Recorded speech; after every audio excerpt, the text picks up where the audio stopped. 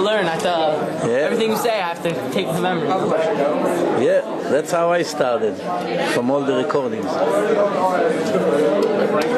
like my friend, the little one, the cute one. He loves it, Rabbi. He loves it. He's eating it up. Looks like a real tzaddik. The little one. Yeah, I know.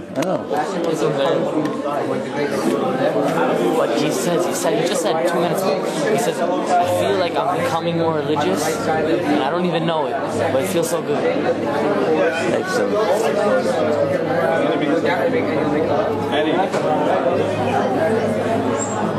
No. Where are you right now? Do you have that on, you know where you know the street that you made a right? How are you? English or Hebrew? English. Okay.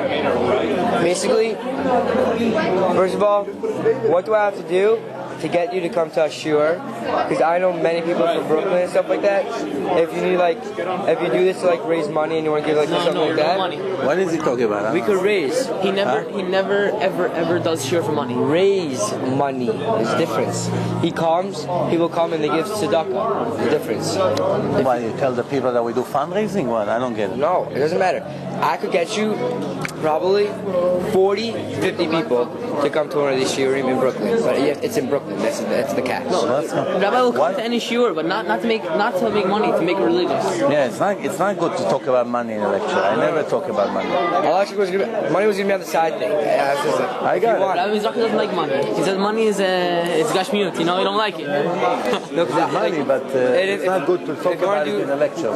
If you want to do religion, these people they come from Israel and everything, but they're not 100% religious. So that would be good. Yeah. All right, make a lecture then. No? Okay. No problem. So stay in touch.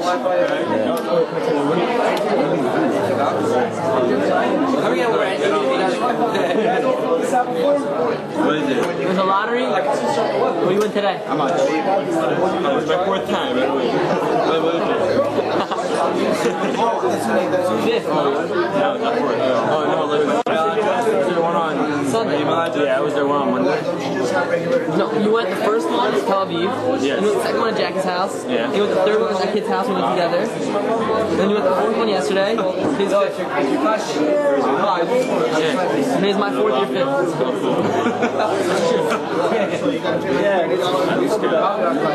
Doing Torah. My brothers are home. Tell them to come also. They have to be home by 10 o'clock. My mom said that. Not 10 o'clock, sorry. I mean 9 o'clock.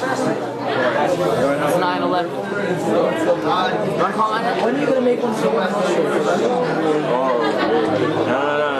All of these are supposed to be for the North Shore kids. They're supposed to come. Adam, they wouldn't allow the North Shore. So all you guys?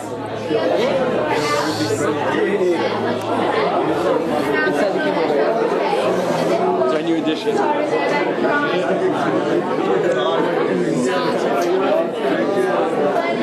Huh? Everybody filled it out. You filled it out Did you write your already. name? Oh, wait. You win. I think because we have it from the last 3 lectures. No, if you write your name, then Unless you did. you win.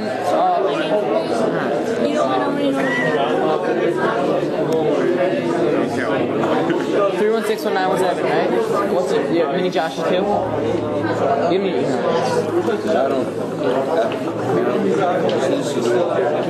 Get the jacket. Is there any way we can get a Siddur?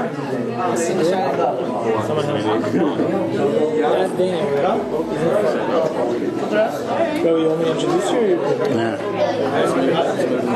I'll give it to you at the end.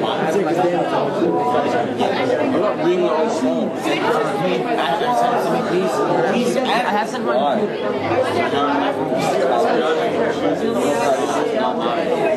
Yeah, you know what? No, whatever.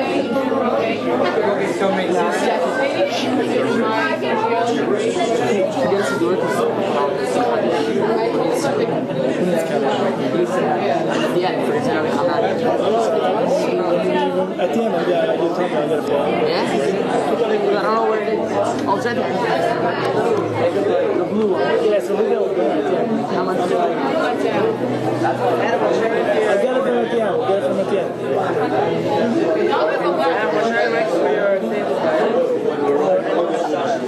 end.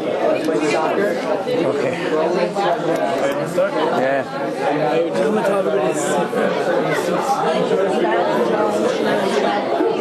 you get that car?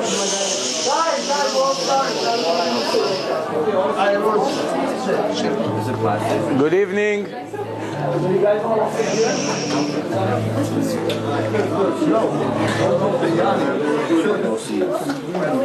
Good evening, everyone.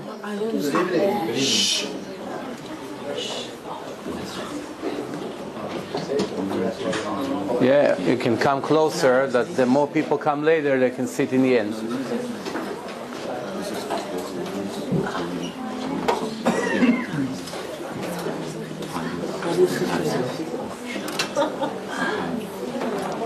Yeah. Here, please come forward, please. I want to start. You can't see. Yeah. That's okay, you don't need to see. It's the concept, what I say. You get tired. Here, you sit right here. All right, good. See, you have a special 3 seats for you. I don't know if I'm even good enough for 1 seat. You gonna leave? You gonna leave soon? Why? You can stay? No. What do you say? 9 o'clock, 10 o'clock? I said 10 o'clock Rabbi Aderet, but if we have to miss it, then we have to miss it. They'll watch it on the internet. They'll film it. Yeah, no, they record it. Don't worry. Yeah. All right. Okay.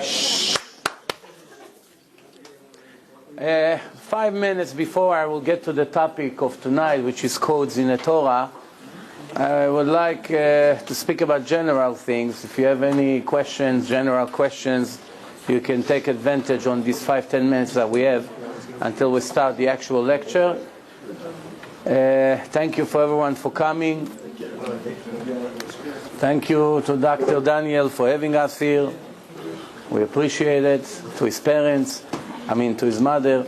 And Bezrat Hashem,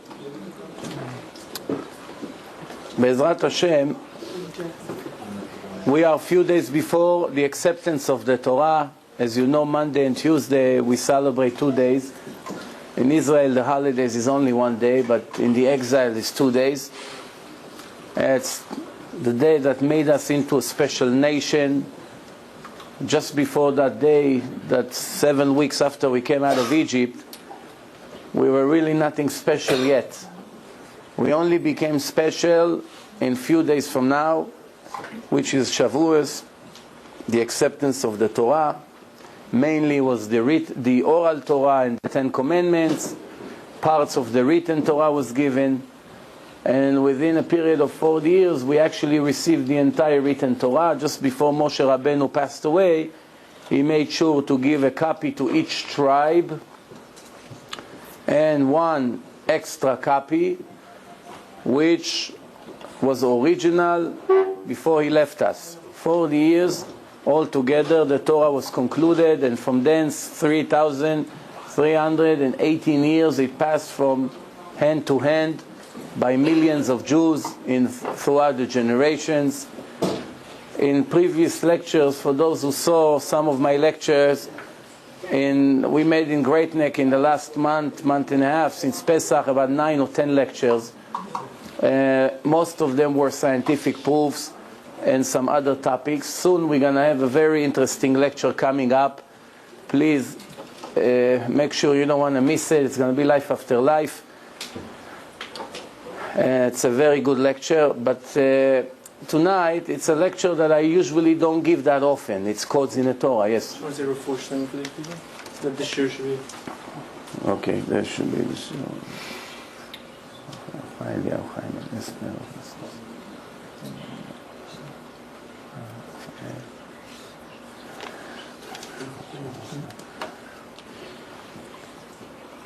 Once the Torah was given, not all the beauty of the Torah was clear to the Jews. We did not know everything about the Torah. We still don't know that much about it, believe it or not, because we're always finding new things.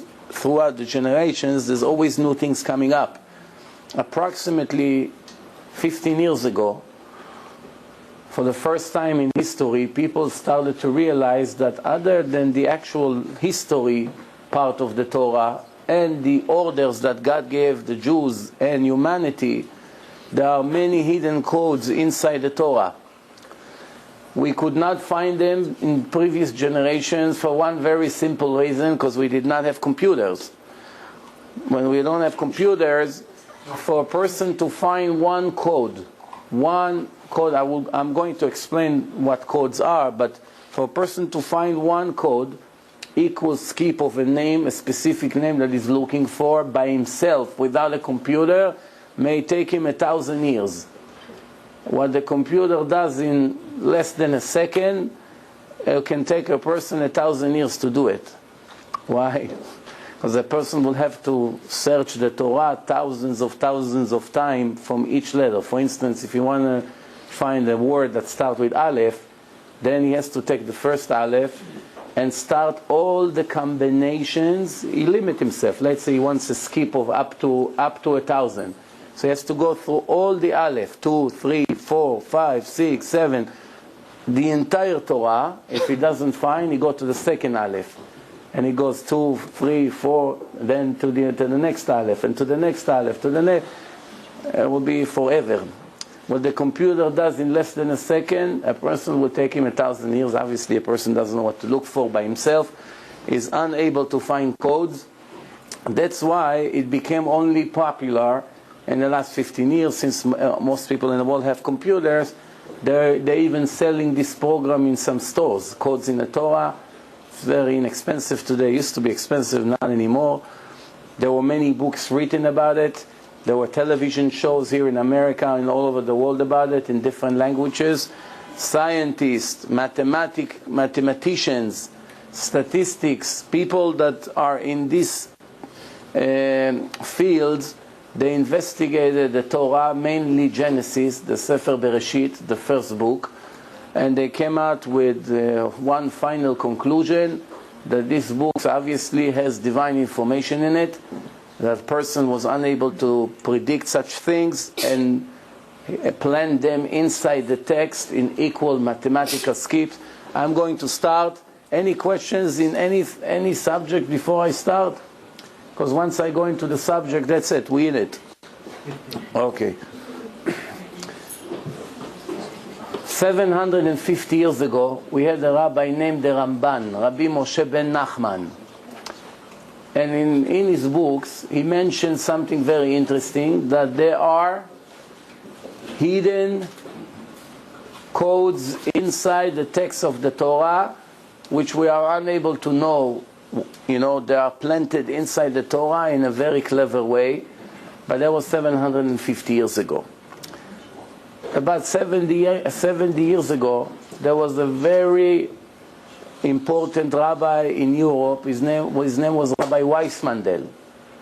You may be familiar with his name because his son is one of the main rabbis that in charge of the kashrut of many things, many products that you buy today in a supermarket. You see his son's name on it. But his father had a photographic memory. Photographic memory, it's an incredible thing because a person is able to see what other people cannot see and remember it. I'll give you an example. About 6-7 years ago, I gave a lecture in Queens. I used to give a lecture there every Monday. And I had a guy, Israeli guy, his name was Giora Kuczynski. I'm still looking for him, that's why I say the name. Maybe somebody will watch it on the web and tell me where he is. The reason that I mention him is that I had a long argument with him, like a personal debate in front of a large crowd on a Monday night. And he was a very smart person. He asked a lot of good questions. And we went on and on for hours. And through the conversation, what I just realized that I'm speaking to him, but he's writing things in his notebook. And I was very impressed. I say, usually people come, they listen or they record, but I don't really see that many people are really writing the entire lecture. But as I came close to him, I saw that he's drawing all kinds of pictures. He's not even really writing anything. So I got a little bit insulted. So I told him, this is your derech eretz, this is your manners. I'm speaking to you about this philosophical argument and you drawing all these pictures. He said, what's the problem? Didn't I answer you to the point, or I ask you the right questions? I say, no, you're actually doing very well. He say, usually I always do few things at the same time. It's not a problem. Don't get offended. So I was very curious. I said, what do you mean you're doing few things at the same time? A person can only do one thing at a time. He said, no. He said, I'll give you an example. You can give me a number, 30 digits. And I'm going to look at the numbers, and I'm going to tell you the numbers from left to right or from right to left in the right order. Right away, I thought there's a trick here. So I told him, how about if I'm going to write 33 digits, not 30. Thought maybe he has a plan how to divide 30 to numbers. So I say even 100. I just need a little bit longer to look at it. I told the girl, please write down on a note 33 numbers, 0, 7, 9, 1, 4, 5, all kinds of numbers in the right order. He looked at that 15 seconds. He say a minute, but after 15 seconds, he say here. I took the note. He say from left to right or from right to left? I say from the end to the beginning. He told me all the numbers. I was very impressed. Then we continued to argue. It was 4 o'clock in the morning already. 4 o'clock in the morning, he asked me a very difficult question about the kingdom of King David. So the Bible, the Tanakh, says something about the chair of King David and his descendants. So I asked the owner of the house, that was before I had the laptop, so we're talking about 7, 8 years ago. So I told them, do you have the entire Tanakh? They said, no, we only have the Torah. We don't have the Tanakh. So I told him, I cannot respond to your question because I don't have the text in front of me. I want to see what you're talking about. So I said, you know what? I actually live 2 blocks away from here and I have it. If you want, we can go to my house. We continue over there. Because the people were getting tired already, morning soon. I said, okay, everybody, the lecture is over. I went to his home. We get to his home. He gets me the Tanakh. I answer him all his questions. 5 o'clock in the morning, we're done. Then I gave him a book. It's called Mesilot El HaEmunah. It's a very interesting book. Covers a lot of this material. I told him, I want you to read the book, and if you have questions, write it down, and then call me and we'll continue from there. So I say, okay, write down my number. He said, tell me the number. I say to myself, this guy is making fun at me. He doesn't even write the number. I'm giving him just a free book right now. He doesn't even write the number. So I told him, no, write it down. Come on, be serious.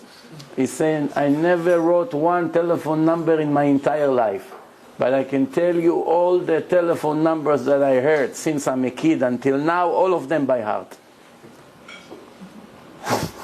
I started to get nervous. I told him the number. He said, no problem. I left.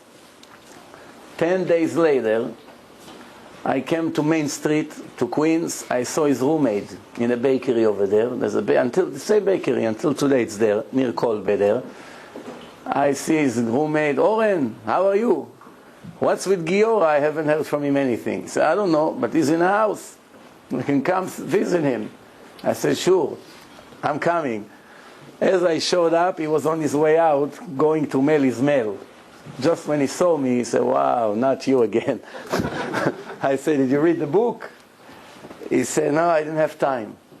But I can tell you the numbers. This is 10 days later. Now for 10 days, everywhere I go, I show people the number and I tell them the story because I'm very excited. I pull up the note. I say, tell me the numbers. Say from right to left or from left to right. I say, reverse. He told me all the numbers 10 days later. As we continue, I saw that this guy is really something unbelievable. He has photographic memory. Then he told me something interesting. He told me I used to have a much greater memory.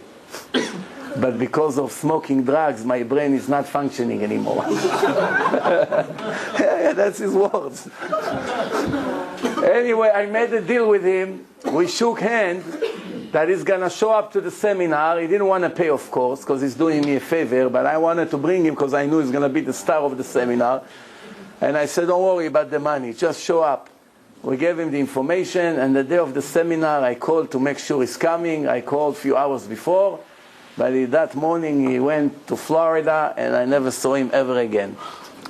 That's it. So that's the story with him. There's people that have photographic memory, which means they look at the page, they see things in the text that normal people cannot see. Not only they see, they memorize things that average person cannot see. One of them was Rav Weissmandel. Like I said, about 70 years ago, he said there are codes in the Torah, and he showed us the first code without computer about Rambam, Rabbi Moshe ben Maimon. I'm going to show you that slide soon. But since Rav Weissmandel wrote about information about the Rambam inside the Torah, later one rabbi came to Dr. Doron Witztum from the Hebrew University, a non-religious atheist, and a communist, Professor Ilya Reeves, mathematician, one of the top 5 in the world, also from the Hebrew University, also an atheist, communist, and he asked them, of course for money, please develop a computer program, software, that will be able to find entries that we're going to put into the computer in equal mathematical skip, minimal. Again, equal, minimal, mathematical skips. And which means if we enter a name into the computer search the entire Torah, like I say, in less than a second. And if this name appear in equal skip between one letter to the other in the text, that means somebody was hiding it purposely inside the text. It cannot be coincidence. The more equal codes, equal skips we're going to find in one page about the same subject, we will understand, obviously, that it's intentionally was planted inside the text of that book. They worked on that software for a few years. Once it was ready, it's needless to say what happened later on. A year later, you couldn't recognize those two scientists. They already had long beards, and they were very, very religious. Both of them rabbis today, and they still come to universities here in New York to speak, especially the Professor Reeves. I had the honor about 13 years ago to meet him in Columbia University in Manhattan there, get him some kosher food, because he couldn't find kosher food over there. He was a guest speaker in the university. There's a whole movie about him. He shows how, I told him, why don't you publish a book before somebody else will do it and get all the credit for it? Nobody knew about it in the world 14, 15 years ago. And I say you can make millions of dollars from a book like this, because this is perhaps the greatest discovery in history, what we are going to talk about. And he said, I wish someone will publish a book. We don't care about the money or the publicity. We only care that people all over the world will come to the right conclusion that the Torah is the word of the Creator of the world. If that's what's going to happen, for me it's worth it. 2 years later, there is a newspaper reporter, Michael Droznin, a Jew, non-religious, that published a book, Codes in the Torah, and sold tens of millions of copies and made a lot of money. And it's interesting because in his book he writes that he came to Yitzhak Rabin, the Prime Minister of Israel, a week before he got killed, and he made an appointment, and he told him that according to the codes in the Torah, he's going to be assassinated by someone. And Rabin did not take him serious. If he would listen to him, he would be able to prevent his death. Of course, we know life and death is in the hand of God, but that's the story he writes in the book. That story was confirmed by the assistant of Rabin at that time. His name was Itan Aber. He is a member in the Knesset. I think today he's still in politics. He confirmed that this newspaper reporter came and wanted to meet Rabin and tell him that he has to be careful, because according to the Torah, his end is coming. Let's start. Before I start to show the slide, I want everybody to understand something very interesting about Judaism, about the Torah in general. We know the word pardes in Hebrew means an orchard, where you grow oranges. but really it's abbreviation of 4 different words. Pei is pshat, resh is remez, daled is drash, and samech is sod. The shin moves here. You see, this shin was supposed to be here. I don't know who moved it here, but let's assume it's here. Pshat, remez, drash, and sod. What is those 4 words? Pshat, it's the simple way of understanding the Torah. Abraham met Sarah. No more chairs? What happened? Here, you can sit in the front. No? Yeah.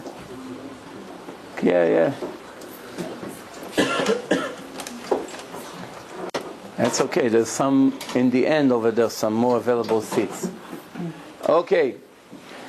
So this is the simple way to understand the text.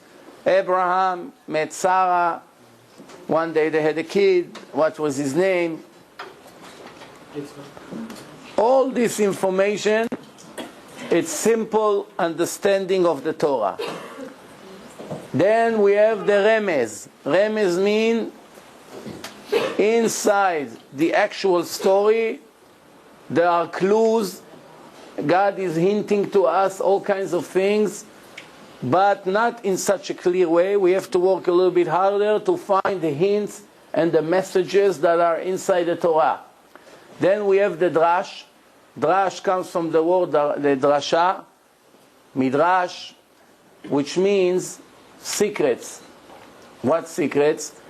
I'll give you an example. I'll give one example, you understand what I'm talking about.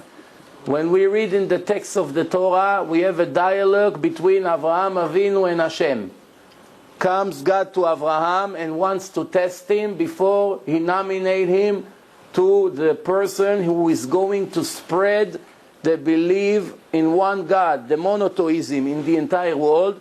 Avraham had to sweat and to try very hard to be deserved to receive the truth from the creator of the world. He didn't just pick him up one day from the street and say, you're going to be my representative.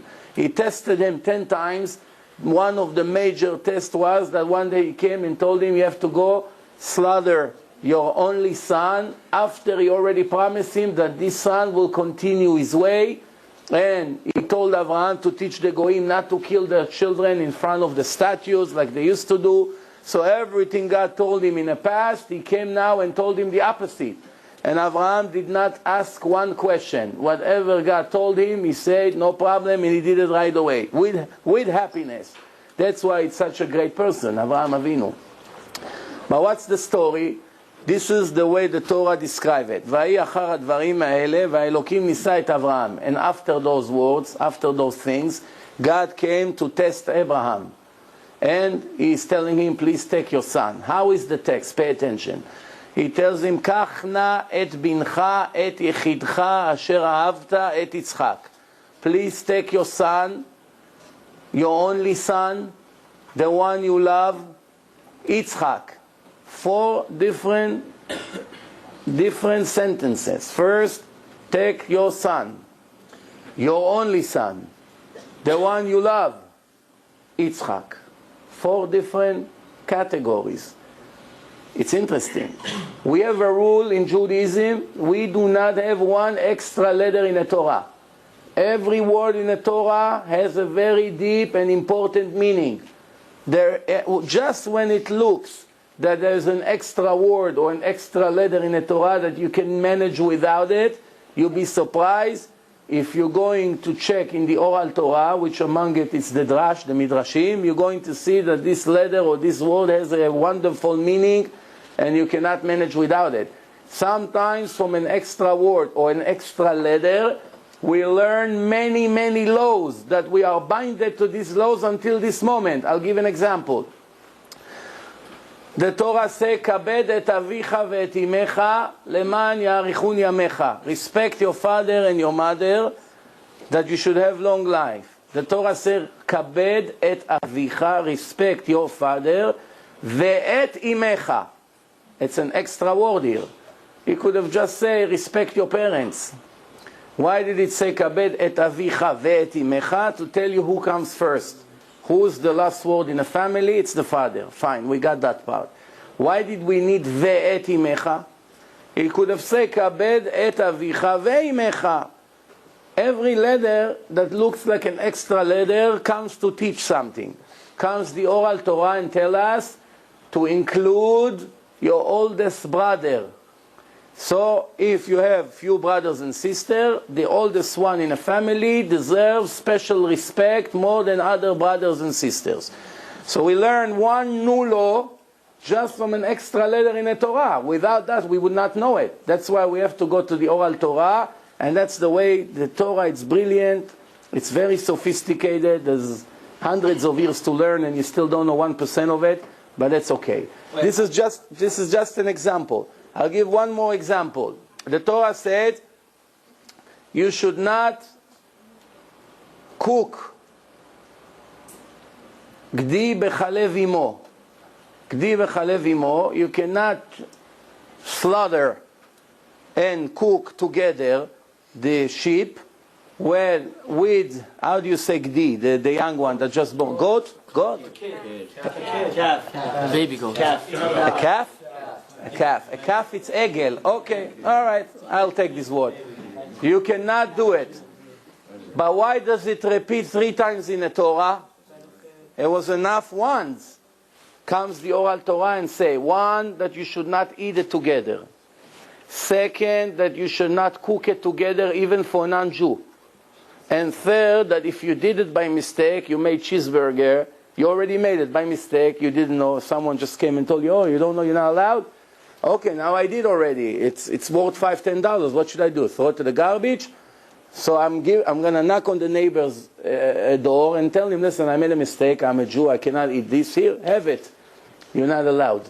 So 3 things we are learning from extra sentence in the Torah. 1, you should not eat it if somebody made it for you. 2nd, we should not even cook it for anybody else, not even for a dog. And 3rd, if we mistakenly did it, we have to destroy it. What about the money? If it would not say in the Torah, we would not allow to destroy it, because God has mercy on our money. And He told us we have to be careful not to burn it for no reason. So now we have 3 things that repeats in the Torah. Each time has a different meaning, even though it's the same text. How would we know it? Only with the oral law. There's no other way to know it. This is just 2 examples how there are hints and hidden information inside the Torah that we would find the answer in the Drash. Now, 1 second, before you're starting to attack me with the questions and we miss the entire lecture, you have a little patience, maybe some of these questions will disappear. So now, God came to Abraham and said, please take your son. Abraham told him, which son? I have 2. You don't see it in the text. The Torah, it's very short. Where would you find the rest of the information? In the Midrash. Midrash was given to Moshe Rabbeinu in Mount Sinai with the entire Torah together. That's like secret from beyond the scene. Not everything you see on a stage when you go to a show. There are many things happening beyond that really are not so relevant right now to the show, but if you need to know, you go and you check over there and you know some hidden information, inside information over there. He told him which son? He told him the one you love. He answered, I love both of them. He said, Yitzchak. So he said, take your son. He said, which one? He said, your only one. He said, I have 2. He said, the one you love. I said, I love both of them. Then God was disappointed and He said, Yitzchak, you should have known it yourself. You should not expect me to tell you who. I thought you should know of your own which son is more than the other. But that's a dialogue. Where would you find this entire dialogue? In the Drash. And then we have the Sod. What's the Sod? What we call today Kabbalah. The secrets of Judaism. There's hundreds of books full of unbelievable information.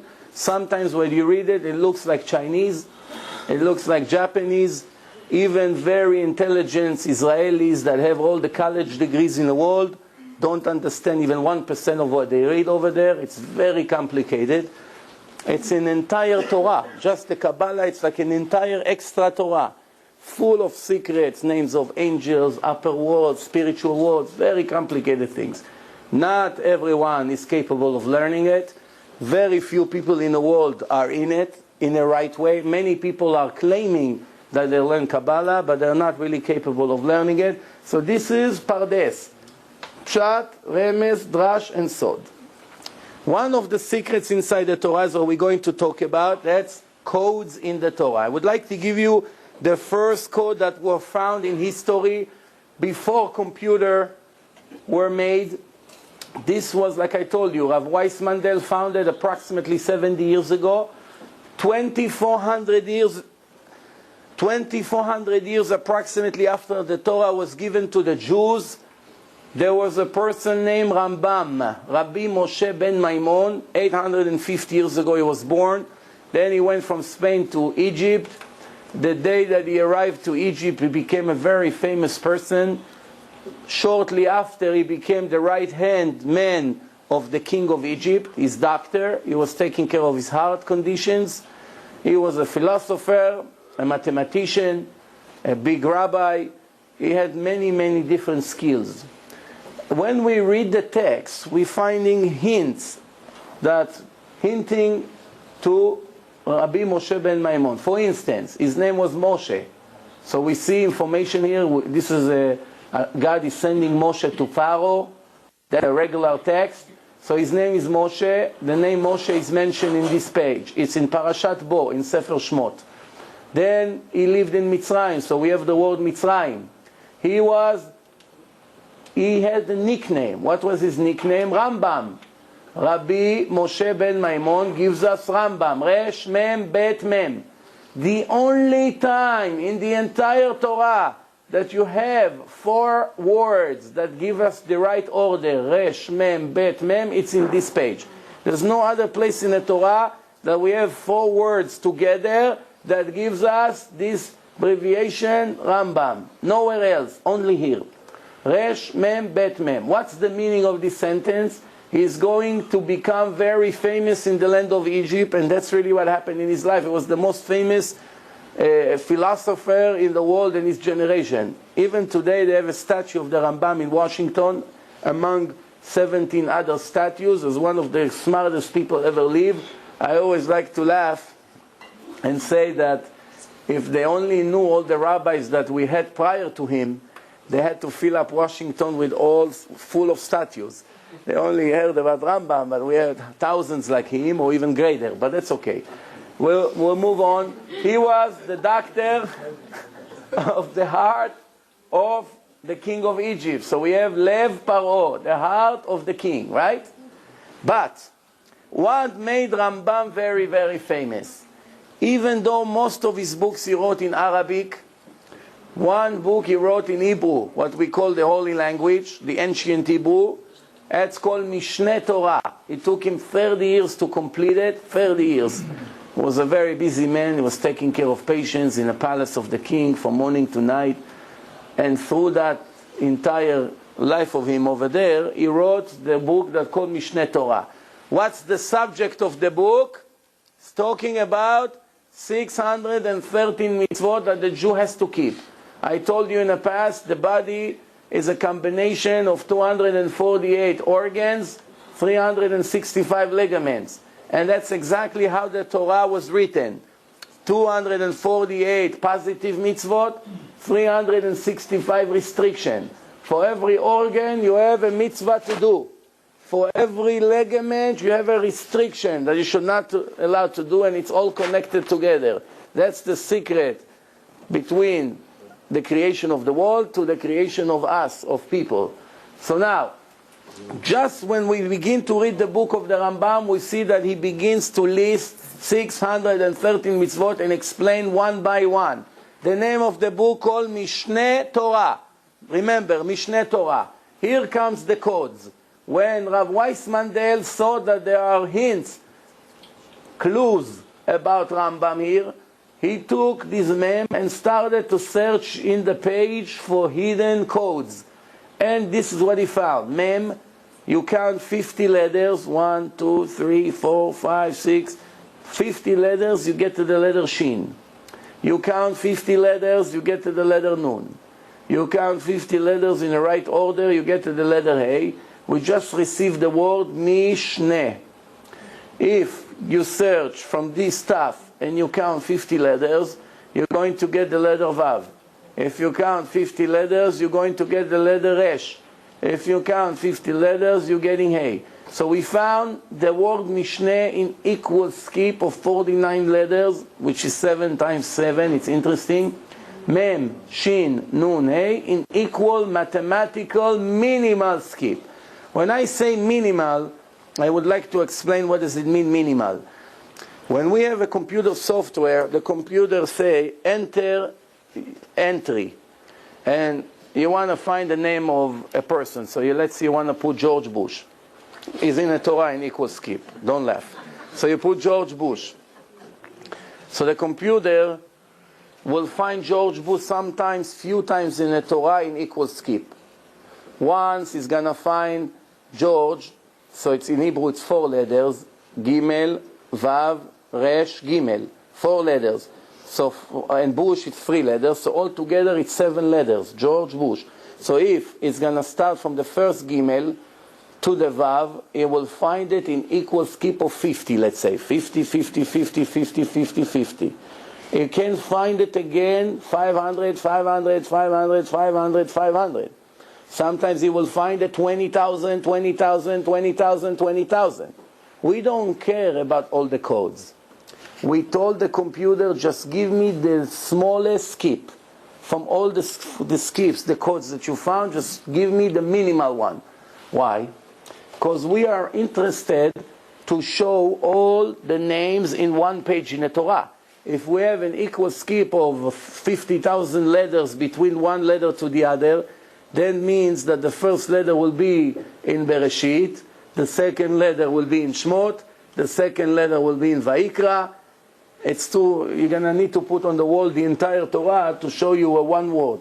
We are not interested in that. Plus, the bigger the skip is, there is a higher chance that it's coincidence. Because when you play with so many millions of or thousands of letters, it's a higher chance that things like this coincidentally will happen by itself. But when they are minimal and they're one next to the other, it leaves no doubt, soon you will see what I mean, that somebody planted it that way. It's not coincidence. And if somebody planted, that means that somebody knew the entire future. And he controlled the entire future. Otherwise, how did he know to hide such names in equal mathematical skip? We're going to get to it soon, but let's repeat. So we have Mishneh, we have Torah in equal skip, but we have one problem. If we would enter the computer the word Mishneh Torah, the computer wouldn't find it. This code could be found only by a person, not by a computer. Why? Because the computer doesn't recognize name or last name, first name. He recognizes an entry, that's all. It could be one name, it could be 5 names.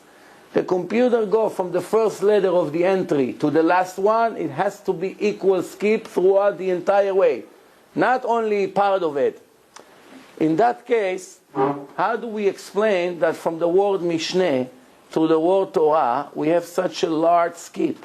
It should have been Mem, 49 letters Shin, 49 letters Nun, 49 letters Hey.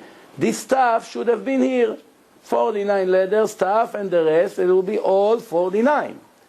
But the reason that it's not like this is because the book is speaking about 613 mitzvot. If you count how many letters we have between the word Mishneh to the word Torah, the answer is 613 letters. So now, let's conclude the first slide. 2,400 years before Rambam was born. There was no Rambam in the world. Nobody knows today what's going to happen, who's going to be born in a year from now. Nobody knows. You can be the smartest person on earth, you still don't know who's going to visit us in a year from now. But the Torah, 2,400 years before Rambam was born, told us there will be a person named Moshe that will live in Egypt, that his name will be Rambam.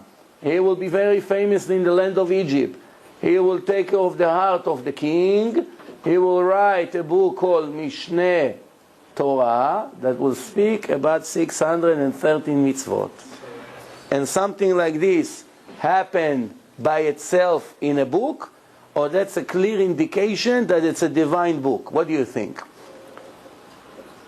Anybody here, after the first proof, I have many, but after the first slide, anybody here, in case you had a doubt before, that the Torah maybe was not given by God, or the rabbis wrote it, or it's a history book, or a teacher wrote it, or I don't know, a dentist wrote it, whatever you want, a baseball player wrote it, doesn't really matter. In case you had a doubt, do you still have a doubt? Please raise your hand. Okay, where is Dr. Danny? We finished. We're done, that's it, we're done. What are we going to do now? Huh? We're done, everyone is convinced. Oh, somebody saved the lecture over there. Go ahead. Well, I don't have a doubt that the Torah is divine. Yeah. I don't know that this is a proof of it. Why not? Why is it a proof? Is it possible that it will be coincidentally hidden in an equal mathematical scheme by itself? But where did you come with that rule? Why does it have to be an equal mathematical skip? Why couldn't it skip, let's say, 1, 2, 4, 8, 16, 32? Well, because if you're going to skip 1, 2, 3, 8, then you can find whatever you want as much as you want. Right. You're going to play with the letters. It has to be equal. That shows that someone planted it. I'll give you a story and you understand what I mean. I'm sorry, if the rule was 1, 2, 4, 16, 18, that would equally be spectacular. Oh, you mean 1, 2, 4, 8, 16, 32. Oh, I got you. That would be also a very interesting plan. Remember, everything that show a plan is acceptable. In this particular way, God chose to do it in equal mathematical skip. You're right. He could have chose your method. He could have done it 2, 4, and maybe he did. I don't know. I don't know if he was checked. But that's not the point right now. Would the square root be okay for you? Everything that shows a plan, So everything that shows a plan, somebody planted in an equal way, and is persistent, it's working through the entire Torah, will be a proof that somebody that knew all the future was able to write his name and planted it in a special way. Okay, let's move on. Shh. Here, that's to give you a little bit. Okay, now, we all say Kiddush, I hope. We all say Kiddush, or we heard Kiddush at least once in our life, but we not always knew the secret that we have inside the text of the Kiddush. The Kiddush, we read a part from the Torah that's speaking about Shabbat, the 7th day. And this is what we say. You hold the cup in the right hand and you say, Yom HaShishi, the 6th day, Vaychulu HaShamayim, the 6th day was over, because this is the continuation, this is the end of the previous sentence. Right here there's a dot, and this is a new sentence. Vaychulu HaShamayim ve'aretz v'chol tzva'am, Vayichal Elokim b'yom hashvi'i melachto asher asa. And heaven and earth stopped, and the army of heaven and God stopped everything He created on the 7th day, completed His work. So now, if we look from this Yud, Yom HaShishi, we count 7 letters, we're going to get the letter Shin. We count 7 letters, we get the letter Resh. We count 7, we're going to get Aleph. We count 7, we're going to get Lamed. Israel, the nation of Israel, Yud, Shin, Resh, Aleph, Lamed, in equal mathematical skip. Of course, it's planned, it's not coincidence. 7, 7, 7, 7. Why 7? Because accidentally or not, that's the subject. It's talking about the 7th day, the covenant, the Shabbat, nation of Israel observing Shabbat. Why the name of Israel is Israel? Because it's Yashar El. You are straight, you are honest with your God. This is the purpose of a Jew, to be honest and decent with his Creator. Not only that, to indicate that the Jews start in this world very small. We are the nation that everybody wanted always to destroy. They ran after us. They never gave us freedom. We were always depressed and attacked by so many different cultures. So in this world, we are suffering more than the others, but we start small and we finish big. We start with the smallest ladder, we went to the biggest ladder. Not only that, if you take the 3 fathers and the 4 mothers of the Jewish nation, it's Yud stands for Yitzchak and Yaakov, Shin for Sarah, Resh for Rachel and Rivka, Aleph for Avraham, Lamed for Leah. So the 3 fathers and the 4 mothers giving us together the name Israel.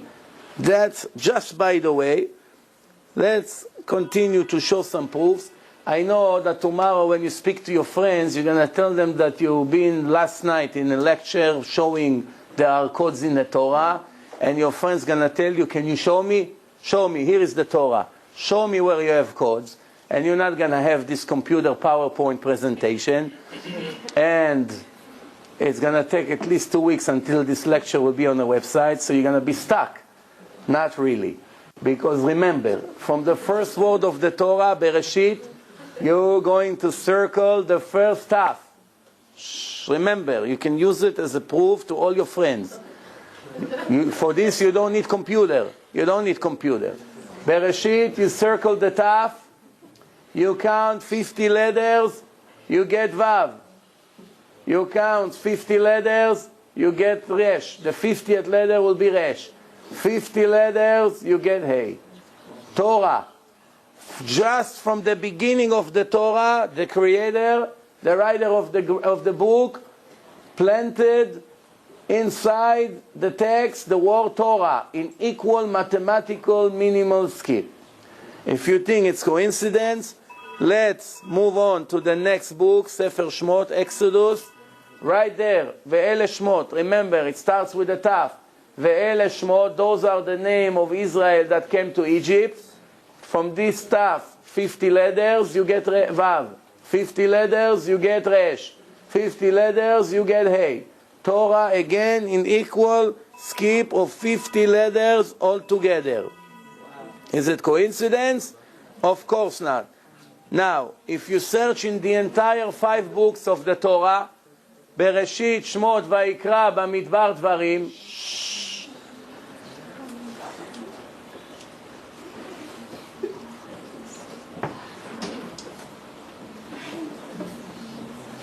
I hope it's interesting. No, you know, when people talk, I get very curious what they say. What am I missing? They keep asking me questions about what you're saying. Really? Oh, you became my assistant? Not officially. All right. Why don't they ask me? I'm just curious. They don't speak English. All right, I allow you to talk. No problem. Just don't do it too loud. Okay, now. So you have Bereshit. I just show you. Taf, Vav, Resh, Hey.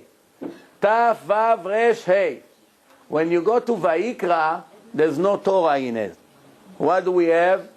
Yud, Ke, Vav, Ke. The name of God. Yud, Hey, Vav, and Hey. Yud, Hey, Vav, and Hey. And then we go to Bamidbar. We have Torah, but this time in reverse, from left to right. Also in equal skip of 49s and the 50th letter. So, Taf, Vav, Resh, Hey, but in reverse. When we go to Dvarim, also Taf, Vav, Resh, Hey, in reverse. So now we have a very interesting menorah here. The center of the menorah, it's the name of God. By the way, for those who did not know why the names of God is Yud, Hey, Vav, and Hey, because it gives us the 3 times. Haya, it's the past. Hove, it's the present. Yihye, it's the future. It's all in those 4 letters. Here, Haya, it's Hey, Yud, and Hey. Hove, it's Hey, Vav, and Hey. Yihye, Yud, Hey, Yud, and Hey. So it gives us the 3 times to show us that God is not material, and only something that is materialistic, something that is made from material, depends on time and connects to time. Something that is spiritual has no time limitation. Now, so remember, we have Torah and Torah from right to left, and Torah and Torah from left to right. and the center of the world is the Creator Himself. It's all in equal skip of 50. I don't know if you heard about holiday of the trees, what we call Tu B'Shvat, the 15th day of Shvat. It's the Rosh Hashanah, the new year of the trees and the vegetables and the fruits. And here is a page inside Sefer Bereshit, right in the beginning, the first chapter in the Torah, that describes us the creation of Adam. And this is what the Torah says in the text. Pay attention carefully. And God created Adam, sand from the ground, and He blew into his nostrils a living soul, and then the person became alive. And God planted a tree from the east, and He put the man that He created there. And God had trees, beautiful trees coming from the ground, and great for eating. And then the secret, which is the tree of life. And this, I'm sure you heard about this story more than once in your life. But since this page is speaking a lot about trees, about a garden, things that connects to trees and the ground and a garden, how many words that connects to fruit and vegetables appear in this page? You'll be amazed. All of them in equal skip. For instance, you see, whatever it's in circle, that's chita, wheat. Chet, you see, tet and hey. Chet, 1, 2, 3, 4, 5. You see? 1, 2, 3, 4, 5. Okay, that's chita. Then the squares, it's geffen, the grapes. And anav, a grape. You understand? So this is tamar, dates. Erez, it's the name of a tree. Te'ena, a fig. Pomegranate. A lot of them you may not know what they are, but that's okay, because it's all in Hebrew. There's wheat, barley, and olive. So all these words that are names of fruit and names of trees, look how many, I think there's more than 20 right there, appears in one page in the Torah, all of them in equal, minimal, mathematical skip. What's the chances it's going to be more than 20 words in one small page like this, all of them in equal skip? You figure it out yourself if it's possible, yeah. That's not on any other page in the Torah? Remember, the way we work with this is like this. We are not going to a specific page and looking over there. The computer, every time you put a name, the computer searches that name in the entire Torah, and then it shows you where the minimal skip are located. And here, it's very interesting. For instance, when the person who found all these names, he put wheat, chita, the computer searched in the entire Torah, and he found it in this page. Then you put olive, same page. Barley, same page. Fig, same page. Dates, same page. Not any other page. Again, that could be that it appears in other pages in larger skip. It could be. But the minimal skip, that's why we tell the computer, they all happen to be in the same page that relates in the same content. It's the same subject. Speaking about a garden, speaking about trees. This is how it works. In order for us to find things, we don't have spaces between the words. You see, here you see the Torah, the way it's been written. Bereshit is one word. Bara, it's a second word. Elokim, it's a third word. But when they enter it to the computer, they did not make any spaces. It's all one large word. How many letters we have in the Torah? Who knows? 600,000. How many? 304,805 letters. 304,000. What did he say? That was my next guess. Okay. 304,805 letters. So it's almost 305,000 letters. Now, if you have almost 305,000 letters and it's all became one word, so now the computer, this is how it works. You enter a name into the computer, if this word, for instance, start with the letter Yud, right? Let's see, you put the name Yitzhak Rabin, the Prime Minister of Israel. So how the computer is going to find Yitzhak Rabin? Here I'm explaining how it works for those who still do not understand how it works. The computer comes to the first Yud in a Torah. Bereshit is the first word, he found Yud. Yitzhak Rabin starts with Yud. So he's taking this Yud. To become a skip, he has to be minimum 2 letters in between, right? If there's no at least 2 letters in between, it's not a skip. It has to be at least 2 letters. So the computer takes this Yud, count 2 letters. The second letter should be Tzadik, Yitzhak. Tzadik. If after 2 letters he found Tzadik, he continues to count 2 letters to find the Chet. If there is no Chet, he goes back to the Yud and starts 3. 1, 2, 3. If the third letter is not Tzadik, he goes back to Yud, he counts 4. If it's not Tzadik, he comes back to the Yud, now he goes to 5. If it's found 5, let's say Yud, and the 5th letter was Tzadik, he continue with 5. 1, 2, 3, 4, 5. He could find, let's say, Chet. Oh, so now we have 3 letters. Yud, Tzadik, and Chet. He counts 5 letters. It's not Kuf. Too bad. Has to restart all over again. Now you understand why I say it's going to take us 1,000 years? You understand or no? How are we going to do it? You know how many Yuds you have in a Torah? Every Yud you have to start. 1, 2, 1, 2, oh, go back. 1, 2, 3, 1, 2, 3, oh, go back. 1, 2, 4, forever. After 5 minutes, you jump from the terrace. Yeah. What would be, on like a broader scope, what would be Hashem's reasoning for doing this? Oh. How would it interfere with free will? Oh, very good. Good. The second question is better than the first, but I still have to answer the first one. So, maybe let them drink something like this, they talk less. What's the way to make them not talk? Huh? No, you have a tape? You know those thick tapes? You know what? Speaking about the creation of Adam, do you know why Hashem didn't make Adam and Eve Chinese? He was afraid they'll eat the snake and ruin the entire story.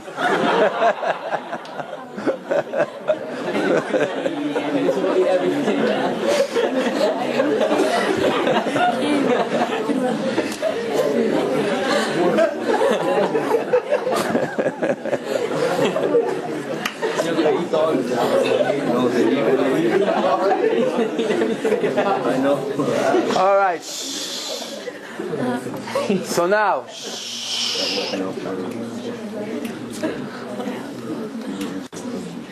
here is another example. Soon we're going to the good stuff, the twins, Bin Laden, all these interesting things that you want to hear about.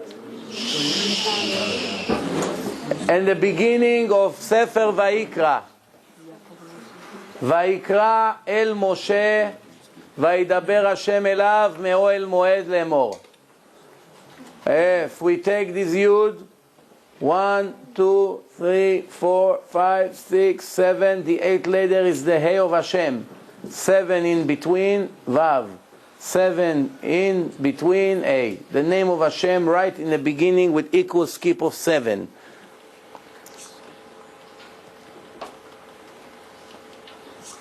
We go to Sefer Bamidbar. We're going to find also something very interesting, again in reverse, Torah 49, in reverse. Torah, Taf, Vav, Resh, Hey, this is what I told you before, but this time in reverse. Also, when we go to Dvarim, we have the Torah that I showed you before, in reverse. As you can see, with 50 letters, Taf, and this is, you see the text. This is Sefer Dvarim, chapter 1. Okay, let's move on. The Holocaust. Where is Yaakov? Is he here? He's outside. If somebody can call him. Ask him for the passport of the Nazi person. Okay. Shh. When we read in the Torah, when we read inside the Torah, this is what the parasha is speaking about. It's telling the Jews. I have an entire lecture about the Holocaust. I try never to go into it. You have the passport with the Nazi? Yeah, it's my car. Bring it, please. So I always try not to get into it because there's a lot of emotion involved in it. After the last experience I had, I spoke in Israel, in north of Tel Aviv over there. There's a neighborhood called Tel Baruch over there. So we spoke about this subject. There's a woman that her father and mother and I guess some other relatives passed away, so she started to scream. I said to myself, I'm going to do my best never to go into this subject. It's not the subject today, but this is what the Torah is telling the Jews. If you're not going to behave in a right way, God forbid, one day, what's going to happen? You're going to have an Holocaust. Where does it say it in the text? Let me first translate the text. ויאמר השם אל משה, Hashem told Moshe, הנך שוכב עם אבותיך, you're going to your world to come with your fathers, וקם העם הזה וזנה אחרי אלוקי נכר, and this nation will rebel against me and go after different gods, אשר הוא בא שמה בקרבו, that he's going to live in that place, ועזבני is going to leave me. It was close to 80% intermarriage and leaving the Shabbat, leaving the Torah, leaving the mitzvot, and many other things that happened in Europe just before the Holocaust started. So the Torah says they're going to leave me, they're going to ignore my covenants that I made with them. Thank you. That I made with them, and I'm going to be very angry. And that time at the Jews, at them, I'm going to leave them. I'm gonna close my face, my eyes, and they're going to have a lot of tragedies and problems. What does it mean? I'm going to close my eyes. It's like, God forbid, I'm not gonna be there to watch over them. And ואומר ביום ההוא, הלא על כי אין אלוקי בקרבי, and the Jews will say, there's no God. That's why we have all these problems. And that's how they speak until this moment. A lot of the survivors and some others. Bekirbi, it's numeric value Germany, but that's besides the point. Va'anochi, and that's the main thing right here. Va'anochi, and I, astir panai bayom ha'u. I'm going to hide completely from them. It's like, God forbid, I will dismiss myself completely. Al kol ha'ra'a asher asa, for all the bad that they did, because they left me and they turned into other gods.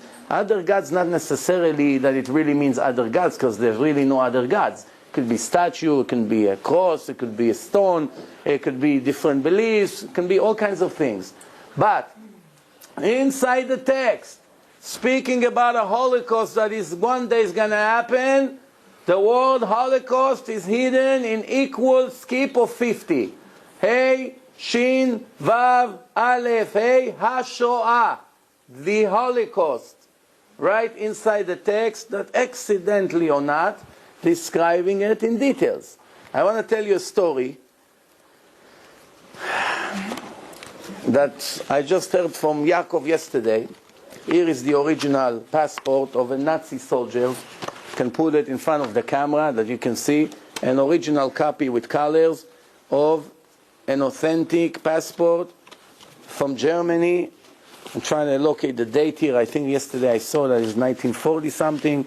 But what is this passport has to do with our lectures tonight? It's very simple. The Nazis used to burn the synagogues and burn the Torah. Some of them they just stole and they put in museums later on. Some of them they just destroyed on the floor. And one Nazi took the Torah and cut a piece from the Torah. This is the piece he cut. He cut a piece from the Torah and he made it a cover to his passport with this, because the Torah it's leather.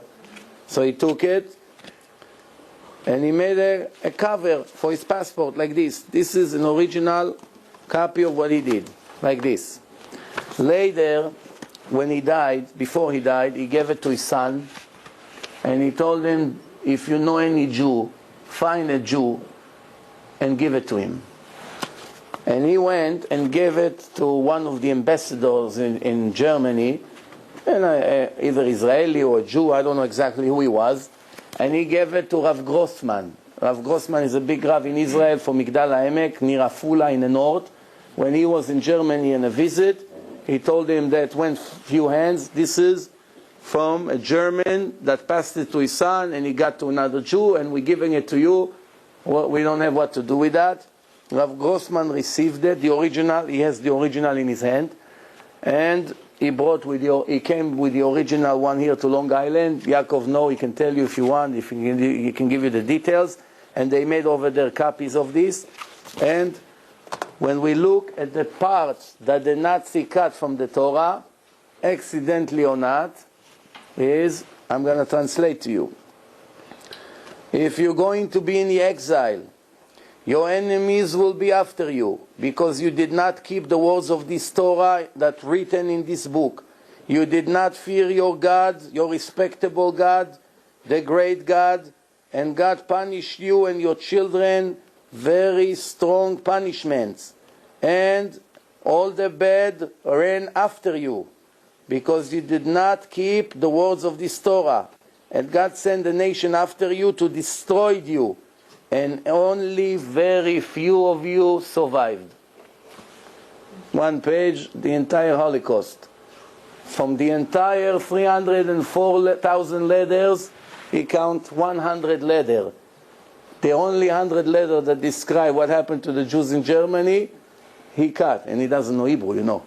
Who made him cut? If he decided to cut, his Caesar went to the place that described the Holocaust and he cut it out. And 60 years later, it got to the hand of one of the important rabbis in Israel.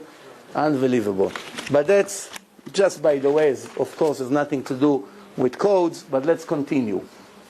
You know, a few years ago, the Israel... Yeah. I didn't mean to interrupt or anything. How do you know that the text in the Torah tells us about the Holocaust? How do you know that he's not closing his eyes right now? And how do you know that if he is closing his eyes, that he's ever going to redeem us? Even if we try to redeem as much as possible and he's closing his eyes, how do you know that he's going to want to open back his eyes and want to take us back? How do you know that's ever going to happen? Okay, the term closing his eyes is when the Jews don't listen to him. When the Jews listen to him, he opened his eye wide open. And he watch everything and helps and do everything. When the Jews are not listening, they don't keep their part in the covenant, then obviously there's something that called Ester Panim. Today we are always in a situation of Ester Panim. Ester Panim means that God is hiding himself in a creation very well. And it's very difficult to find him. In the old generation, as you can see in the time of the Exodus of Egypt, there were clear miracles in front of millions of people. Where else do you find that people heard the voice of God? Where else did you see that people saw the ocean split, they go through, and the Goyim, the Egyptians, come and they drown? Where else do you see blood all over Egypt and all this, or bread falling from heaven? We don't have miracles in that level today, even though you'd be surprised. We still have very, very big miracles today. But we sometimes are blinded by the nonsense that we have in our head not to recognize the miracles that God does to us. I'll give you two examples. One example is when Saddam Hussein was shooting the Scud missiles in the first Gulf War. Each missile, each Scud missile, it's the size of this entire big room. See how big is this room, how long it is? It's from here all the way to the wall over there. And it's wide just as much as this room. That's the size of one Scud. If you put a Scud on a long track, it's longer than the entire track. That's why they have to put it standing. Because it's too long. It's going to make the track comes up in the air. That's how big it is. Now, in the war between Iran and Iraq, every missile Saddam shot at Iran, killed minimum. The smallest damage, 800 dead. 800 minimum. There were sometimes thousands. Minimum 800 people died every missile is shot at Iran. Iran is not such a crowded place like Israel. The missiles that fell in Israel, in Tel Aviv, in Ramat Gan, in all these places, it's very, very crowded population over there. One missile hit Ramat Gan, 50,000 apartments reported the damage, not one person died. An entire building collapsed. All the people are living in the floors. The entire building collapsed, not a person died. Not one person died. 39 Scud missiles like this fell in Israel. Many others fell into the ocean. But 39 fell in the ground. Not one person died from it. One person died from a heart attack in the entire war.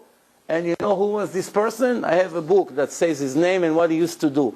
He used to come with a Vespa, it's a little scooter, to Bnei Brak on Shabbat with a radio and make full volume music and goes to the neighborhoods of the very ultra-Orthodox Jews and get on their nerve on purpose. Comes with his scooter. That's the person that got a heart attack and died from one of these Scud missiles.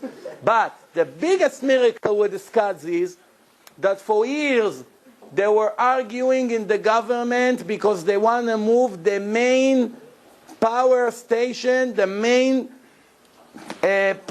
gas station of the entire country or the area of Tel Aviv. They created a new facility and they don't want to move to the new facility for whatever reason. Maybe it was too expensive to make the move. They've been arguing about it. They want to stay. Some wants to stay in the old place. Some wants to move to the new place. After years of argument, 1 week before Saddam started to shoot his missiles, they decided finally to move. Just when they completed their move, a missile fell right in the center of the old facility. It's all gas pipes. If they would not move, you would have hundreds of thousands of Jews will die from the gas. It will explode all the pipes, all the gas all over the area of Tel Aviv. You know, I don't have to tell you the damage. So, is it coincidence that they move? A week before, I give you another example. Just before the Twin Towers collapsed, there's an Israeli shipping company. They have huge boats and they freight company. They have hundreds of employees. It's called Tzim, the main freight company of Israel. They moved out of the Twins to New Jersey. If they would not move, you would have hundreds of Jews dying just from this company. There are many miracles, but we sometimes ignore them. I give you one last example. I have hundreds, but I'll give you one more, and I can show it to you in video. When you see it in video, you will never believe such a miracle. 15, maybe 18 years ago, there was the Sukkot holiday in the Western Wall. Each Sukkot, all the Jews of Yerushalayim almost likes to go to the Western Wall to pray the special prayer of Sukkot. And they do Birkat Kohanim. There's about 200 Kohanim. It's very beautiful there, the atmosphere in Yerushalayim, in the 3 festivals, Shlosha Regalim. There were 20,000 Jews, men, women, old people, young people, babies, are very crowded in the Western Wall. You cannot put a needle extra. That's how tight it was. The Arabs were preparing rocks like this, tens of thousands of rocks, weeks in advance. Each rock size of a melon, some of them like watermelons, some of them like peaches, but main serious rocks. It's not like little stones, you know. And there were barrels full of stones on top. You know, the Arabs is right on top by the mosque. Just when the Jews started the prayer, they threw tens of thousands of rocks on the head of all these Jews. Just try to imagine somebody throw a flood of rocks on the head of the people that cannot move. Everybody started to run towards the gates. Just from everyone running, there should have been hundreds of dead people. You know what happened in stadiums when everyone panicking and they all run to the gate? It's all collapsing. But Baruch Hashem, not one person got hurt. When it's over, the video camera took a whole picture of the entire place. You could not believe such a thing. You couldn't see the floor. It was all rocks. Imagine thousands of melons, watermelons, a pile of rocks. You say to yourself, how can it be? Should have been minimum 500 dead people there, just from the rocks. To get such rocks on the head from such a height thing, not one Jew got hurt. You know what the Arabs didn't plan? They had one mistake in the planning. A minute before, the Kohanim made Birkat Kohanim, Yevarchecha Hashem v'yishmerecha. They didn't take, they forgot about that part. They come maybe 10 minutes earlier, it would work. But that should give you an example. So we have a lot of miracles. But just that we ignore the miracles, that's the difference. All right, let's move back to our subject. You know, the Israelis made a very serious mistake in the negotiation that they did with the Palestinians. It's called, one of the biggest mistakes in the history of Israel was the agreement of Oslo. They made the peace process agreement called Oslo. Who was in charge of that? There's a person in a Knesset. His name is Beilin. Yossi Beilin, that's his name. Shimon Peres was the architect that planned the entire thing. So it's interesting because you can see right here there are Eden equal skips inside the Torah that showing us all these things that happen. For instance, Lishkat Peres, it's the office of Shimon Peres in equal skip, as you can see right here. That's right here. You see, this is, if you can read the text, it's very hard to read the text because it's become all like one word, but it's all equal mathematical skip. Here, Shoresh, the root of Oslo. Oslo, Aleph, 1, 2, 3, 4, 5, 6, 6. It's Samech, 6. It's Lamed, 6. Okay, so the root of Oslo came from the office of Shimon Peres. You look, a mutual Samech. It's all in equal skip. What's over there? You see over there? It's right here. Sar, the minister, Yud, Beilin, in equal skip. He was, until today, he was protecting this. Even though the Jews are in much, much worse condition than from before that agreement. We gave the Palestinians all kinds of nice gifts, and we got nothing in return. But this is just an example of information of things that happen in our generation in equal mathematical skip. Here, that's a continuation of this. You see, Arafat, Yasser Arafat, so you have Arafat. Then you have HaMechablim, you know, the terrorist. Hey, 1, 2, 3, 4, 5, 6 letters.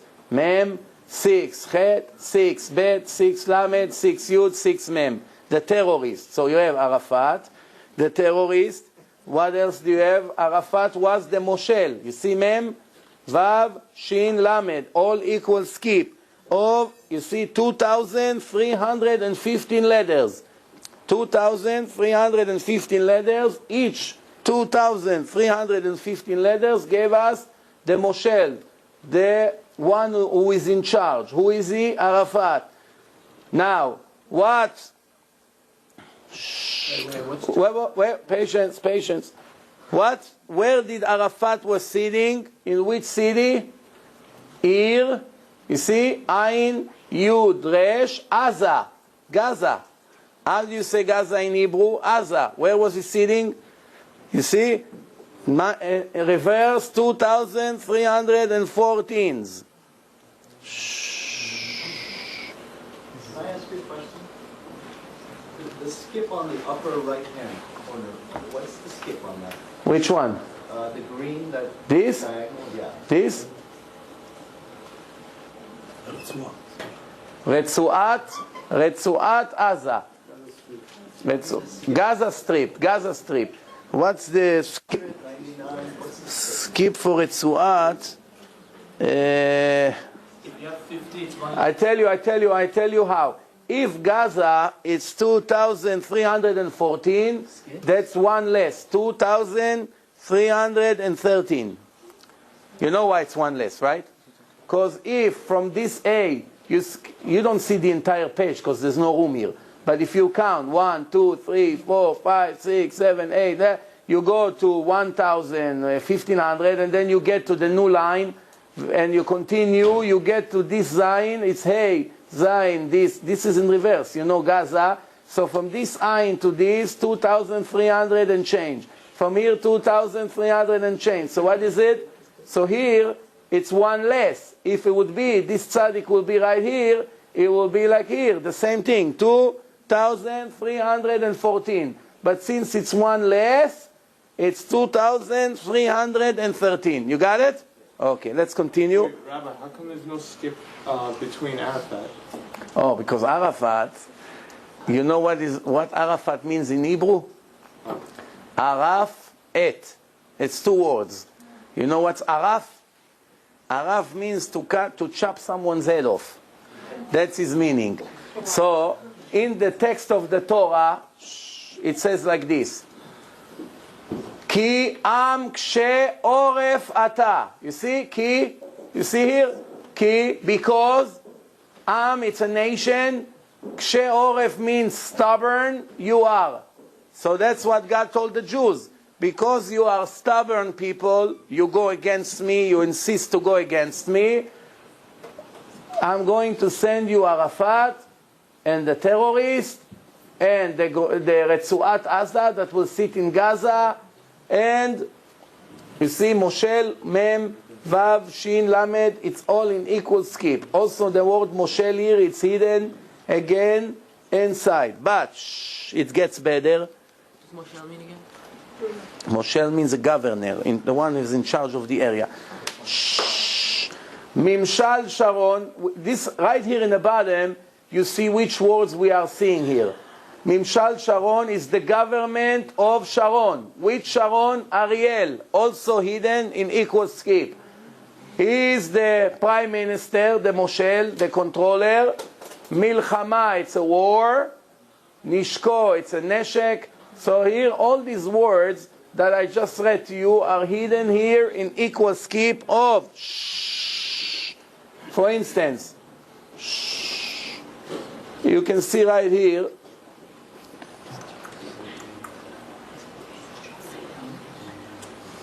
It's hard for me to see. Oh, Sharon. Here, you see Sharon? Shin, Resh, Vav, Nun. Mimshal. You see Mem? Mem, Shin, Lamed. Mimshal, it's government. Sharon, the government of Sharon, this is a continuation of the last slide. Made the Oslo agreement, brought Arafat into Gaza Strip, and what did it give us? A war, Milchama. Look, Mem, Lamed, Chet, Mem, Hey, Milchama, a war. Let's continue. Shh. We're getting to Bin Laden soon, and Al-Qaeda.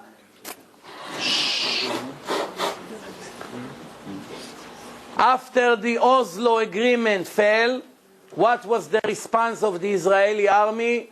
They went into a war that was called Chomat Magen. Remember that?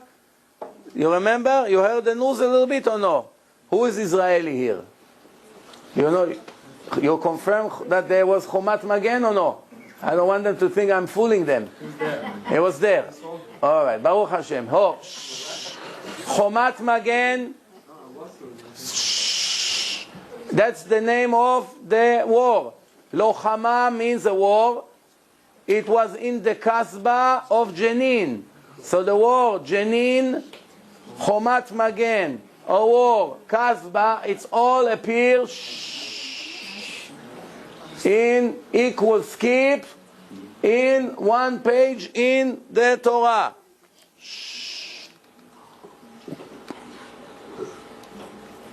Do you know the terrorist attack that they had in Savaro restaurant? You know, in Jerusalem, it was all over the news. So, okay, inside the Torah, it says like this. Abraham's telling the angels, please lean under the tree, and I'm going to bring you bread to eat. And only then you can leave. That's the text. ויקחה פת לחם וסעדו לבכם. So that's talking about the food. Abraham is serving his guest with a meal. Inside the text, what is it? It says like this. מסעדת סברו. Where is that? It's hard for me from my angle to see it. במסעדת. You see, במסעדת, which in the restaurant called Sabaro. Where is Sabaro? Samech 1, 2, 3, 4, 5, 5, 5. Sabaro. In a restaurant called Sabaro, what happened? Araguni. They kill us over there. Equal skip inside the text. Shh. Just a few years ago, they killed one of the greatest warriors of this generation. His name was Rehavam Ze'evi. Yeah, he was a minister. He was a right-wing, anti-Palestinian, anti-terrorism. So they murdered him.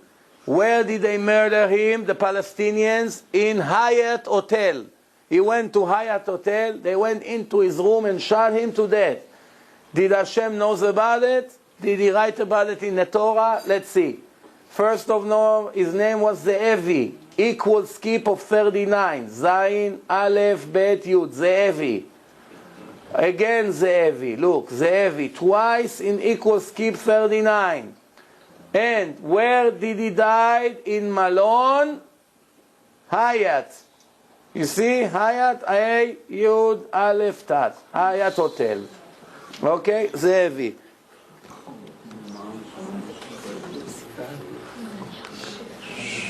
Now, if you had a doubt if he's talking about the right Ze'evi, how many Ze'evi were killed in Hyatt Hotel?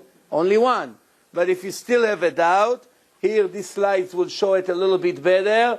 What's the name? Hasar Ze'evi. The minister Ze'evi.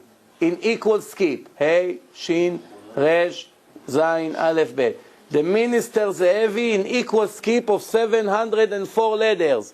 Hasar Ze'evi, 7 letters. From the Hey, from the Hey to the Shin, 704 letters. 704, 704, 704. What's the chance? It's going to be 7 equal skips like this. Wait. Vayevakesh la'amito. They went to kill him.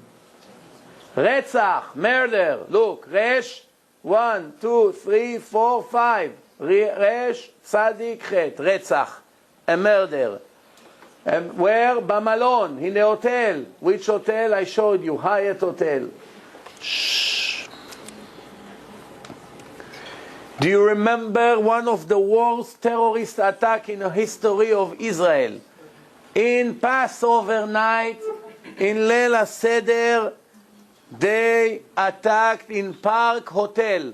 Did you hear that? 20-something, 25 people they killed in the middle of the Seder. They went here. Okay. Now, the text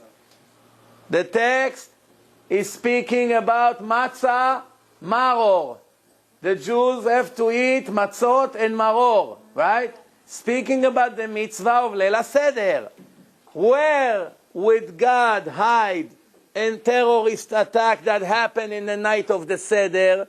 In a place that's speaking about the Seder, matzot u'merorim.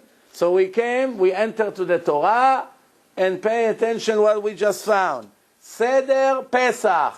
You see, where is it? On top. Here, right here. Seder, Samech, what's the skip? Seder, here. Seder, Samech, Daled, Resh, Pesach. Seder Pesach. Where was that Seder Pesach? Bamalon. Bet, Mem, Lamed, Vav, Nun. In the hotel. Yeah, which hotel? Park Hotel. Where is Park Hotel? Right here. Park. You see? Park in equal skip. So we have Seder Pesach, the Leil HaSeder, in the hotel called Park. Who did the terrorism attack? The Hamas. Where is that? The Hamas in black? The top. The first line. Right here. Hamas. Chet. 1, 2, 3, 4, 5, 6, 7, 8. Hamas. Okay? So, a terrorism attack in Malone Park, in Park Hotel by the Hamas, were in the Torah 3,314 years ago. I'll let you sneak a question over there. Is it possible, or has anyone ever tried to, let's say, decode events in the future? Everything that you're measuring are things that happen. Yes. There's ways to know the future, but in a very limited way. I don't know if you were here when I spoke 20 minutes ago about the Michael Drosnin that went to Yitzhak Rabin and warned him that he's going to get killed. How would he have known it? He checked in a computer and he knew what to look for. There were many talkings in the Israeli politics in those days against him, for giving the land of Israel to the Arabs for nothing. The right wings used to threaten his life. The rabbis say that what he have done, he deserved execution. There were a lot of noise in the Israeli politics against him. It wasn't so difficult to guess that he's going to get assassinated. So this American one, I guess he was involved with what's happening in Israel. He wanted to know if they're really going to kill him in the end or not. And while he was entering that, he found it appears in the Torah. That's why he went and warned him. But I'll give you something that happened. In the first Gulf War, when Saddam Hussein and Iraq invaded Kuwait, the Americans, George Bush the father, the first one, warned Iraq to leave Kuwait, and if by February 15 they won't leave, United States will attack Iraq. Dr. Doron Witztum entered the Hebrew date of February 15, whatever the date was, and the computer did not find it. The computer found Gulf War, Milchemet HaMifratz, in equal skip in one page, George Bush in the same page, Saddam Hussein in the same page, everything in the same page. We only need the date. When he put the ultimatum date of United States to Iraq, the computer did not find it. He put the next day, February 16, because they're not always starting right away when they give the ultimatum, right? It did not appear. 17 did not appear. The 18, 3 days later, appeared. He called one rabbi here in Monsey, and he told him the war will not start like the American says. It will start 3 days later. How do you know? I check in the codes. Here is an example that he was able to know the future. Why he was able to know the future? Because he knew what to look for. I'll give you an example. Let's say I have a slide that showed that the Torah knew about the AIDS. AIDS, it's appeared in the Torah in equal skip. It shows that it's a disease in the blood. It shows things, it causes death. It's all in the same page, which accidentally appears in the chapter in the Torah of Sodom and Gomorrah that got punished for the homosexuality. So AIDS appear in the same page in equal skip. Coincidence? Of course not. But what's the name of the doctor that will find cure for AIDS? Let's say there is a doctor, whatever you want to call him, Lee, Mr. Lee, whatever. Mr. Lee, in 5 months from now, will come to the world and say, I found the medicine for AIDS. It's working in 24 hours. His name already in the Torah. We just don't know what name to enter. A minute after they will announce in CNN, Dr. such and such just found the cure for the AIDS, you come to the computer, you put the name, it's going to be right next to it. How couldn't you find it before? You're not a prophet. You didn't know what to look for. But it was always there. By the way, they'll never find a cure for the AIDS. They will only find a vaccine to prevent it from entering the body. That's the best they can do. Once the AIDS is in the body, they will never be able to find a cure for it. They can find medicine that will make life much longer. Delay the death by another 10 years or another 20 years, which they already done. But to find a cure that will remove it from the body, they'll never find, because it's mutation. It keeps changing to different things. If it's B, you put minus B, it changed to C. You put minus C, it changed to D. There's no end to it. Yes? Can we put Obama and see if he's going to win the election? Obama? You know Chelsea Clinton. Hillary. Oh, you already know it? Okay, so we go. Said Chelsea Clinton went to visit the troops in Iraq. So she came to one macho commander over there. She said, look at you, you're 7 feet tall. So she said, shh, tell me, somebody like you ever get scared?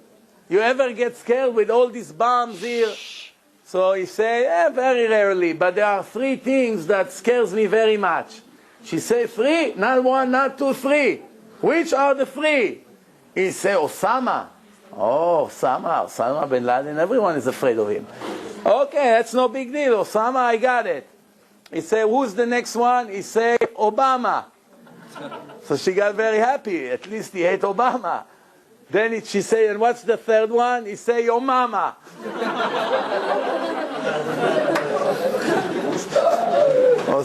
Osama, Obama, your mama. Yeah. Wait with the question. Wait. Okay, shh.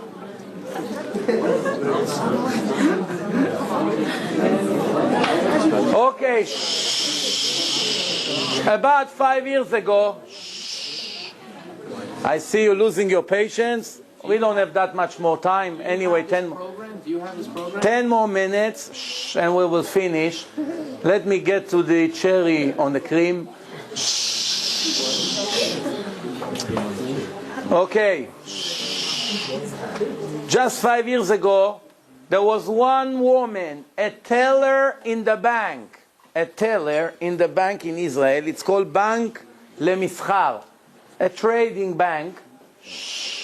Her name was Eti Alon. She stole so much money from the bank for her brother that was a gambler. He had an addiction for gambling. Millions they were stealing from the bank, and nobody found it. By the time they found out, it was too late. The bank collapsed and all the people lost their money. That's happened in Israel. It was over the news. Until now, they're sometimes speaking about it. There was just recently an article about her brother is in jail. She's in jail. The Torah spoke about it and gave us information even about something like this. First of all, fraud, me'ilah. Me'ilah means a big fraud. And the actual chapter here speaking about money. Look, Avraham is buying the cave in Hebron from Ephron for 400 shekel kesef. So, what words we have here? We have bank, lemischar, bank, lemischar, so that's the name of the bank. Fraud, forgery, remia, and let's see what other words we have here. Oh, that's it. Now, just few years ago in Israel, there was a big mixed dancing wedding when all the men and women were dancing together to not modest music. And guess what happened? The entire floor, the dancing floor, collapsed. You're laughing today. I remember that day that it happened. Everybody was in shock. The Palestinians were shooting in the air because it was better than any terrorism attack that they would have planned. I remember that day. The entire people that were dancing on the floor collapsed to the basement level. Many people died and some got saved. What's in the investigation? They found that the ceiling that they were using on the bottom floor, the ceiling which is the floor of the next floor, it's called falcal. It's very weak material, It wasn't approved 100%. They changed the rules in Israel because of that completely. But this is the name of the engineer that he got convicted. And about this tragedy is Dror Sheffer. And another person named Ron. Or Ron Sheffer, I'm not so sure with their names. But their names appear in equal skip right here. Falkal, it's the name of the material. Tikrat Falkal, Chalusha, weak. And this is give us information about this tragedy in equal skip with the name of the people are in charge. Actually, one of these people was the Khatan, that he had this wedding. In the wedding of this person, the name of the Khatan, the groom, it's in the Torah in equal skip, and the tragedy that happened. Here comes the best slice, in my opinion. Shh. Here. Shh. Migdalei Ateomim, the twin towers in equal skip of 71. 71 and 36. You can see Migdalei, it's in red here. Mem, Gimel, Daled, Lamed, Yud. Migdalei 71. Hateomim 36, in the same page. How did it fall? Matos, airplane, Mem, Tet, Vav, Samech, airplane 33, equal skip. How many times? Twice, Pa'amayim, twice. Naflu, they fell. Le'enehem, in front of their eyes. Lamut sham, all kinds of words that connect. Ipil, knock down. So matos, knock down an airplane. Knock down the twin towers twice. Matos, airplane 33. Ipil, knock down 39. The twin towers twice. What parasha was this? What parasha? What is it? Here, look at the text. Vatamot sham Miriam, vatikaver sham. Ken, you see that? Velo haya maim laeda. Ken, that's... In Vayikra. No, it's in Bamidbar. It says here. Bamidbar. That's when Miriam died and the well of Miriam did not give water anymore. And that chapter, that's what happened. It's describing us the twin towers knocked down twice by an airplane. Wait. Who was the one who knocked it down? Bin Laden. You see? Bin Laden. You see Bin Laden? Shh. But it doesn't just say Bin Laden. It say Arur Bin Laden should be cursed. And equal skip. Shh. Here. Who is in charge of that? Al-Qaeda. Aleph, Lamed, Qaeda. You see, Al-Qaeda. The terrorist. Al-Qaeda, Ha-Mechablim. Ha-Mechablim, equal of 6. Hey, 6. Mem, 6. Chet, 6. Bet, 6. Lamed, Vav, Mem. Ha-Mechablim. Terror. Where is the terror? Ha-Terror. The terror. Equal skip of 20. Hey, Tet, Resh, Vav, Resh. What do you want more than this? Here. Shh. The angel came to Yaakov and had a fight with him all night until the sunrise. And he made Yaakov crippled. And then Yaakov told him, I'm not going to let you go. What's your name? He told him, why are you asking for my name?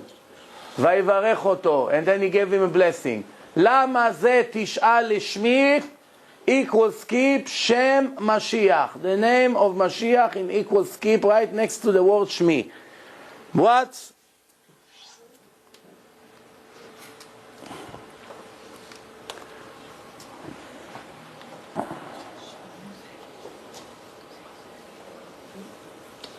Shem Machala.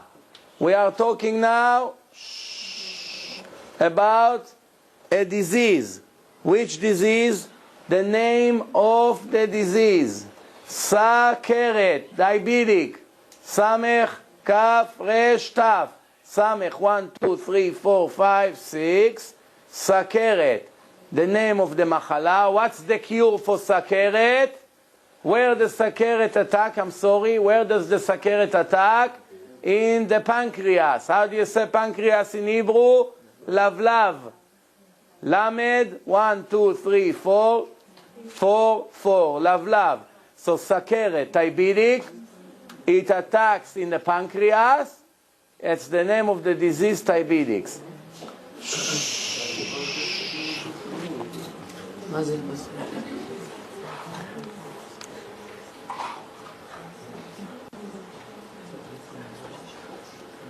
You see? Sakeret, diabetic, pancreas. That's the name of that disease. What's that, Rabbi? Nun tet Hakatan or Natka? Hakatan. Hakatan? What's that? I guess, I'm not sure. I'm not sure.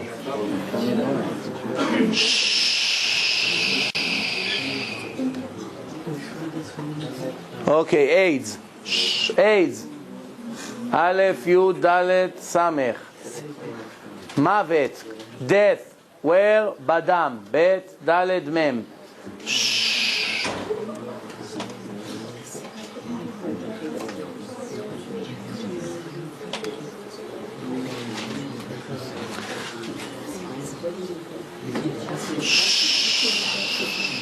Which chapter? The angels coming to Lot. The angel coming to Lot say, you don't have that much time left. Take your family and leave. Why? Pen tisafe be'avon ha'ir. That you may die with them together. What's the word? AIDS in equal skip in the chapter that's speaking about the sex crimes they used to commit over there. Interesting. It relates always to the subject. Here he gives us a little bit more. HIV.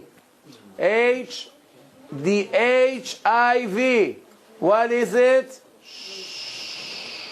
Hachisun. You see? What does he do? Harus. Hachisun.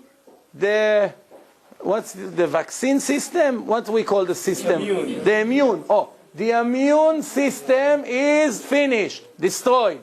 Hachisun. Harus. In equal skip. Why? AIDS. HIV. In equal skip. No? Yes, over there. Are only tragedies decoded? No, also good things. I'm not saying this to be funny, I'm really serious. Are there any... We've heard only bad. Should I tell you a secret? Rambam was a good thing. Let's pretend there's no camera here. Ah. Like, why don't big rabbis take these codes and like show all the anti-Semites, like, look, we're not crazy. Like, these are... I have news for you. The Goyim, most of them, those who know religion, not only they don't think we're crazy, they think we are the chosen people. Hundreds of times, non-Jews came to me in public places or in airports or in planes, and they say, whatever the argument is, bottom line, you are the chosen people. I once went to the auction, more than 10 years ago, with another guy to buy a car. So that guy, you know, he had a black hat, long beard. I was standing next to him and talked to him. There was one guy that works inside he's working for the auction, he's driving the cars in. An American guy, he was, I think, if I'm not mistaken, he was even wearing like a uniform of an army or something like this. So he looks at us, he said, you guys are Jewish, right? I said, what happened here now? He said, tell me. He looks at me, tell me, what is the whatever Palestinians want from you? Don't they know that God gave you the land? What, are they crazy? They don't know. Everybody knows God gave you the land. You are the chosen people. So after he was very angry, this guy, I remember he was driving a Lexus in. So I looked at the entire wheel. You know, they have like a square on the wheel in the middle, and there's the L. So I told him, you know, imagine this is the Middle East. this entire wheel. You see this little L here? This is already bigger than Israel. So they have the entire wheel, and you see what we have? And from that now they want 90%. They want to leave us at that. That's when he lost it. He started to, the rest you can imagine. Okay, I think it's enough, but I want to add one last thing here. You know, there is one slide. I took it off the lecture because some people take it too personal about the Holocaust. I don't see any survivors here, Baruch Hashem, so I can bring it verbally right now. There is a page that's speaking about the Holocaust. If you put the word Adolf Hitler, it finds it in the same chapter, in equal skip. Adolf Eichmann, same chapter. Rudolf Hess, same chapter. הפתרון הסופי, the final solution, in the same chapter. Zyklon Bet, Zyklon B, it's the gas they used to use in equal skip in the same chapter. HaShoah, the Holocaust. Many words that connects, I think if I remember correctly, more than 30 words that connects, relates to the Holocaust in the same chapter in equal skip. And which chapter? That's speaking about the Holocaust that may happen. Of course, there's many other codes that we can show from now until next year. The idea is clear. We got an idea that inside the Torah, the creator of the world gave us information in equal, mathematical, minimal, planned codes. It's not coincidence. Now, the best part, in my opinion, is that not only that it's impossible to plan a story that really took place with all the correct details and insight to make sure that every 50 letters you have this word, and every 70 letters you have this word, and every 20,000 letters you have this word. Without changing the actual story, it's impossible. I make a deal with you. Find me one person in the world. I give him all the technology he wants, all the computer he wants, all the assistance that he wants, whatever he wants to use, permitted, to write to me one chapter, like the size of the chapters of the Torah, and tell us what happened in Great Neck in the last 30 years since the first Persian Jew landed here with his rags and a Gondi. He came to look for a place. You know how the Jews come to places. Why all the Jews were living in Lower East Side? Because that's where the port was. They came from Europe. They landed in Seaport. They started to walk. He goes with his wife, Rivkale. I see this building. He knocks on the door. It's for sale. He opened the suitcase. He bought it. Then his uncle came. He said, "God, there's a place." His uncle bought across the street. Later on, you had 50,000 Jews living in Lower East Side. Same thing. One Persian like Great Neck. I don't know for whatever reason. Maybe he heard there's good bagels here. So he came here. And now how many? 30,000? Bli Ain Hara, how many? 40? Oh, I have a big job here to do. 40,000, we didn't even get to 1,000 yet.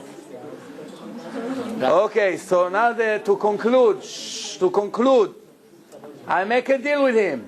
Take all the technology, all the assistant, write for me one chapter, let's say 1,000 words, that's all.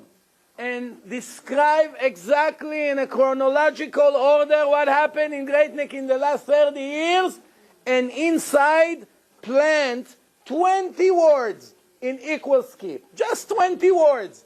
Every time he would like to plan a word, he's going to have to change the words around.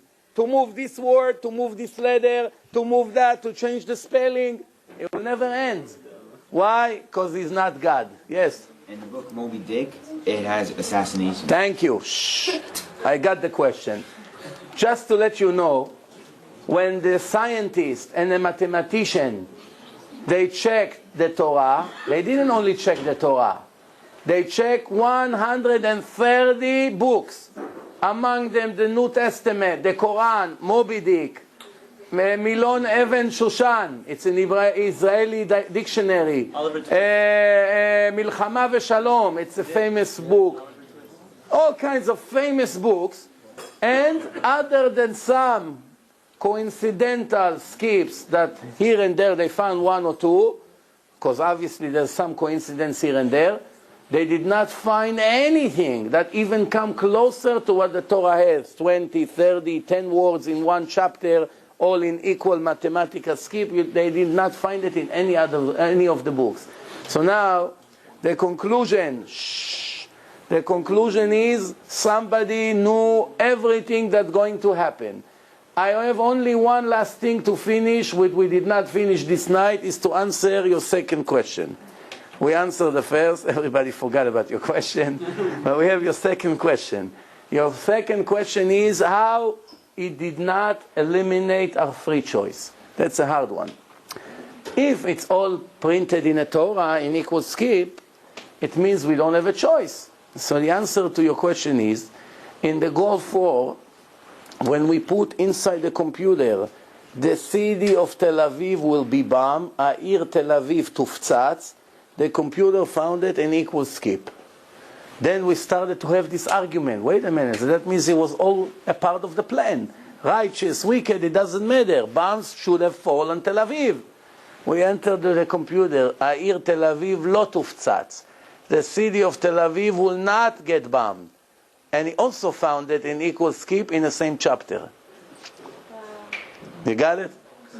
I'm looking at the wrong one. You got it? You got it. Plus, if you want to be more convinced, watch my lecture in the website about the free choice. I have a whole 2 or 3 hours lecture about the free choice. We'll do it here in Great Neck one time.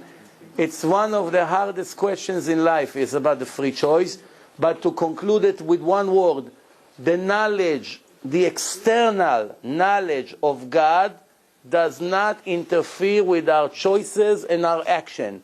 The fact that God can travel to the future and see in the end what you chose and where did you head to, did not interfere in any step of your life with your free choices. You chose what to do.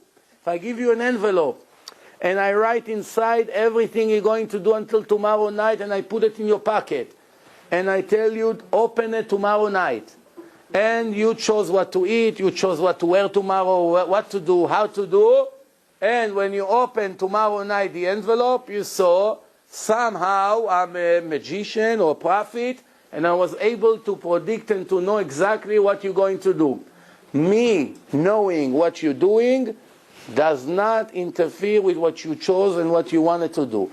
So that's hard for us to understand, but if that wouldn't be the case, why did God bother giving us a Torah with so many warnings? Why? If we were robots and He made us without free choice and He's moving us with remote control, why He's telling me in a Torah, be careful, do not be wicked, you have to observe the Sabbath, you have to dress modest, you have to eat kosher, I'm going to punish you, I'm going to reward you. What's all this? It doesn't make sense. If I move if I have a puppet and I move it with the remote control, left, right, and the puppet falls in the stairs, and I'm picking up the puppet, you fool! Why did you, don't you see the stairs here? Why did you fall down now? I gotta now go and fix you. You broke into pieces. Somebody will look at me. For sure, I won't be able to come to Great Neck one more time. That's for sure. But they'll send me to Abarbanel. You know where Abarbanel is? It's a mental place in Israel. Why? Because I'm a mental case. If I move the puppet with the remote to the stairs and the puppet fell on right down there, and I moved it, what do I want from him? I have to punish myself. If God moves us and pulls the strings and He chose for us what to do, why did He bother giving us a warning book? Why does He give punishment? What for? It's not in our hand. Not only you chose for me to kill someone, now you send me to jail for another 25 years? Doesn't make sense. God is a little bit more intelligent than us. You have to agree with me, right? Even a person wouldn't make such a law to punish somebody that he pushed down down the hill. You took a person to the 10th floor, you pushed him from the terrace, and now you're going to punish him. Doesn't make sense. Now remember, everything that it's in our hand, there is reward and punishment for that. Anything that it's not in our hand, we never got punished, and we will never will. For instance, nobody ever got punished if he has blonde hair. Nobody ever got punished if he has green eyes. There's no punishment in the Torah. You have green eyes, I'll take care of you. You never saw it. That's the answer. That's the answer to people who commit sex crimes and homosexuality, and they say, what do you want from me? I was born like this. It's not in my hand. Nonsense. If your creator wrote in a book that there's a very serious punishment for that, and it's one of the worst violations against God to do such a thing, that means it's in your hand. It could be more difficult for this individual than the other, but it's 100% in his will. And if he was working very hard, he would come out of it. Many other people in this life have psychological problems. It's a part of the test of life. And we have to deal with that and to overcome the situation. In 14 years that I dealt with so many people, I was able 3 times to take a person that was a complete gay, he doesn't want to even look at ladies, and take them out of it, and they establish wonderful Jewish homes. They keep Shabbat, Tefillin, they became perfectly normal. And they say there's no way in the world that I can even start. One of them called me after 10 months, and he called me, I never saw him face to face, it was all done through the phone. And he told me, I call you now to tell you the mission is completed, I'm getting married in a week, and I cannot wait for the moment I'm going to hug and kiss my wife. Wow. You understand? That's after 10 months of conversation through to the morning. Why? It's all in the mind. It's all in the mind. Yes? You have like these homosexuals who are like flaming gay. Like, yeah. There's different kinds. There's the kind that... Right. I agree. We are not talking at people that were normal and then one day they decided to do all kinds of things. We're talking about those who were born and raised like this, feminine, right? So I want to tell you something. Every person in life has a weakness. A man has a weakness to steal. His friend has a weakness to ladies. The other person has a weakness to lie all the time. The other one has a mental disease that he needs attention. We all have that, by the way. Some more, some less.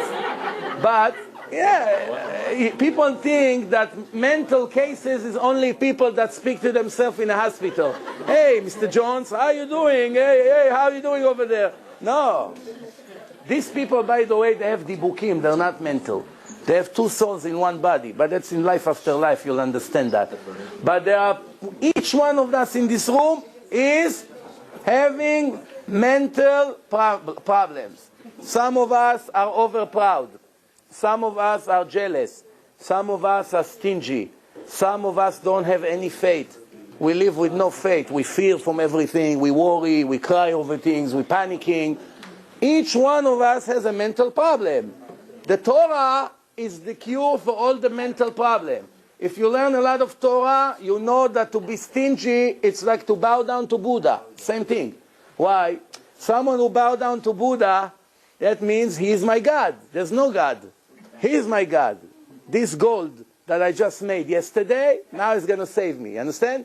So if I bow down to him, I really saying I don't believe in you.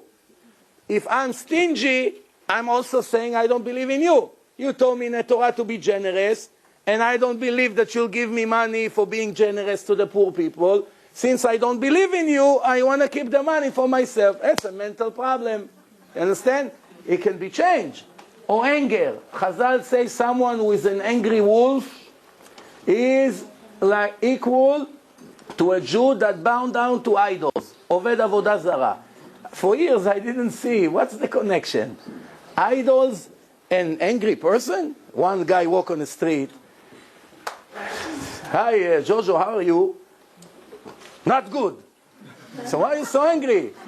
So, well, because people make me angry. So I told him, you're a fool.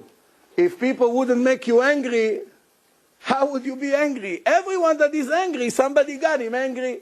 It's always the case. People say, I'm not angry. He drives me crazy. Angry without anyone getting you angry, then you really have mental case. You got the point? I used to go to buy ice cream from this guy in the neighborhood.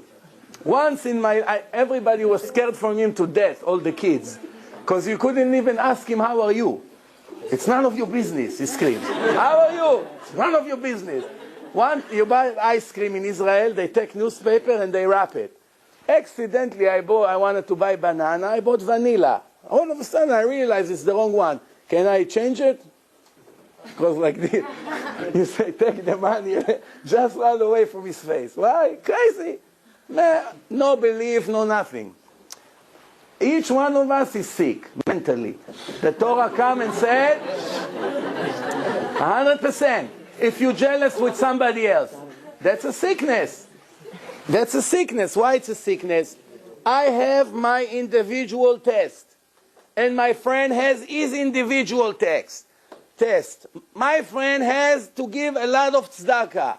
Because in his previous life he was very stingy and he failed his test. He did not give tzedakah to the Torah and to kiruv for other Jews or to the poor people or to the widows. God reincarnated him with the same test. He has another chance this time to give tzedakah. That's why he gave him millions of dollars. I passed that test in my previous life. I was very generous. I was born with no money. Why? My job is not to be generous. I was already. I passed that. So I don't have a test to give money. So why? I'm coming and jealous with a rich person. Should be the other way around. Why should I be jealous with him? He is in the middle of a test. And almost nobody passed this test. Check the wealthy people. I promise you. Almost none of them give even 1% from their money tzedakah. Supposed to give minimum 10%, and if they're millionaires or billionaires, they should give 80% of their money to tzedakah. God gave a person $1 billion. What for? To drive a car from gold? To eat gold? To sleep on a gold bed? What for? Why did God take a Jew and gave him $5 billion? Here. He's 40 years old, he has $5 billion. Why do you think God put him in such a position? To hide the money in all kinds of accounts and one day to die and the United States government will take half of it? Or that his children will buy yachts and smoke drugs and go to clubs? What exactly he gave him the money for? To sponsor the yeshivot, to help the widows, to help the orphans, to open mikveh, and the most important thing, to get all the non-religious Jews closer to Hashem. Many ways to do it. What is this guy did? He took the money and concentrate on the money. What do I mean? I give a guy a car. I tell him, take this car. You have to drive from here to LA. Guys, come on. Come on. You have to drive to LA. You have 1 week of driving, and when you get to LA, you get your reward for the ride. You're moving the car from New York to LA. So the guy drives the car. After 1 mile, he takes it to the car wash. Then another mile, he changed the tires. Another mile, he changed the entire things. He doesn't like the stereo system. He's busy with the car non-stop. Then after a week, I call him, are you there? What do you mean? I'm 5 miles away from you. Why? Come on, what a car is this? I had to change it from A to Z. So I told him, you fool. That wasn't the purpose of the trip, to take care of the car. The purpose of the trip was for you to get there, not to take care of the car. God gives us things. He gives us beds, He gives us cars, He gives us money, He gives us food, He gives us houses, He gives us computer, whatever we have, books, all the things we have, to take it and to use it to make mitzvot that we earn a lot, that He should pay us the endless reward in the world to come. What are we doing? Focusing on what He gives us to make it our own God in our life. We only focus on the tools that He gave us to earn the real reward. Instead of dealing with the reward, we are busy with the tools. You understand? It's like He gave me this computer. I'm supposed to do nice things in a computer, type things, send email, do things. I'm busy with a computer, cleaning it, moving it, putting it on a shelf, hanging it on the wall. That's us. That's us. Some people came to this world why God made food? We have to eat to live. So what did we do? We live to eat. You got it? He gave us food, we eat in order for us to live. No, it's not anymore. Today we live to eat. Which restaurant we going to go today, Dad? Which restaurant tomorrow? I once went to a dinner with a guy. 5 times he sent the waiter back into the kitchen because the steak was not exactly the way he wanted them. I was trying to hold myself. Then I couldn't. I said, tell me, you crazy? 5 times you send him for this lousy steak, and if it's a little bit more delicious, what's the purpose of life? To be a chimpanzee? But that's another lecture. Any questions? No? I have a question from before that I wasn't able to ask. With the Hassad Zvi, I don't understand why it had him twice in quotes. With who? With the Zvi guy, with the Hassad Zvi, the minister. Zevi. Zevi. Sometimes it appears few times in codes. Remember, we told the computer to find us only the minimal skip. So if it's appear in 39 and 39, it will find it twice. But if it was 39 and 40, it will not know about the 40. It will only bring up the 39s. Also, are you having any lectures on Shavuot? Lecture on Shavuot, it's in yeshiva or in school. Now we have urgent things to do here, you know. You understand or no? If you want, you call me, I'll give you a lecture on Shavuot. Yeah. Come to Muncie, learn with us all night. Yeah. The incident about the wedding and the hotel floor collapsing? Yeah. Don't remember. We have one more code which I also took it out of the lecture because it's offended a lot of people. Yitzhak Rabin and the murderer Igal Amir, it's in the same page in equal skip with the mutual letter, the Resh. The Resh of Rabin is the Resh of Amir.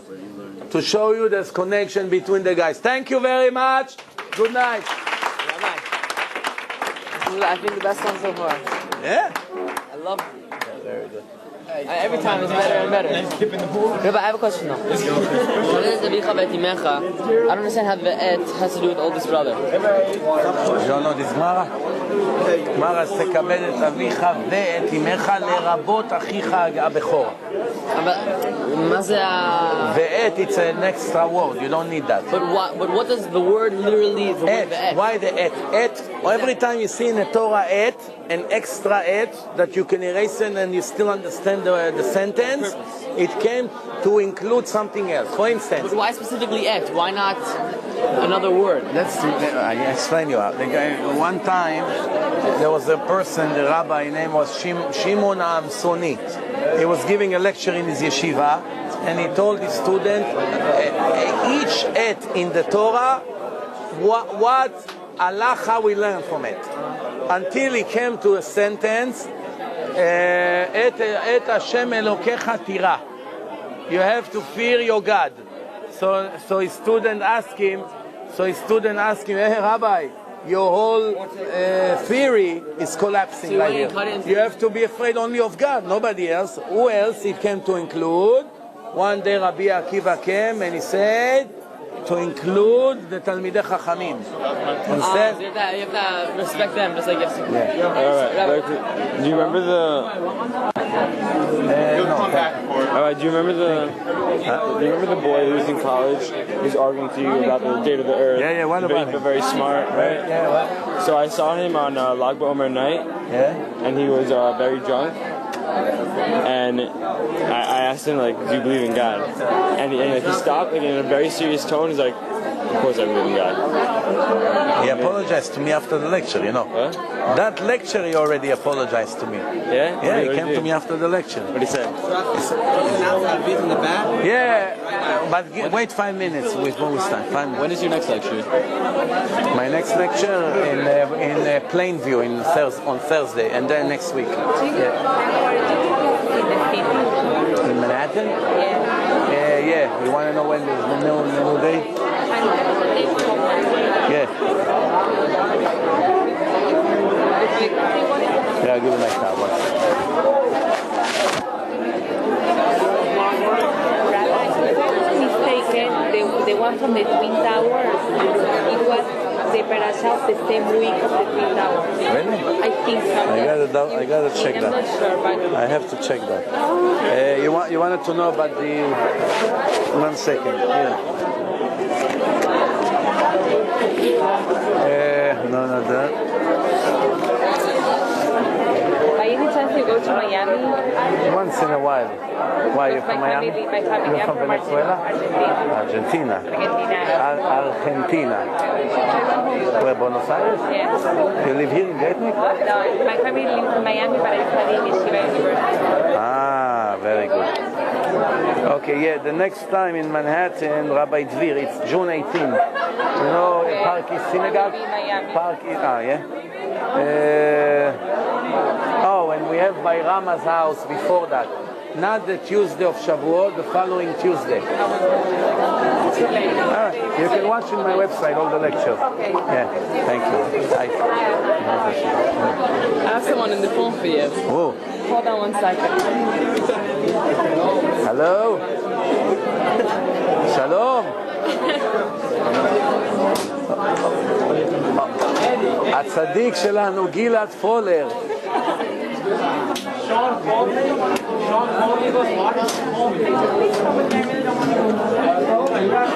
כמה, גלעד, שיגעת אותי, תן לנשום. גלעד, רק רגע.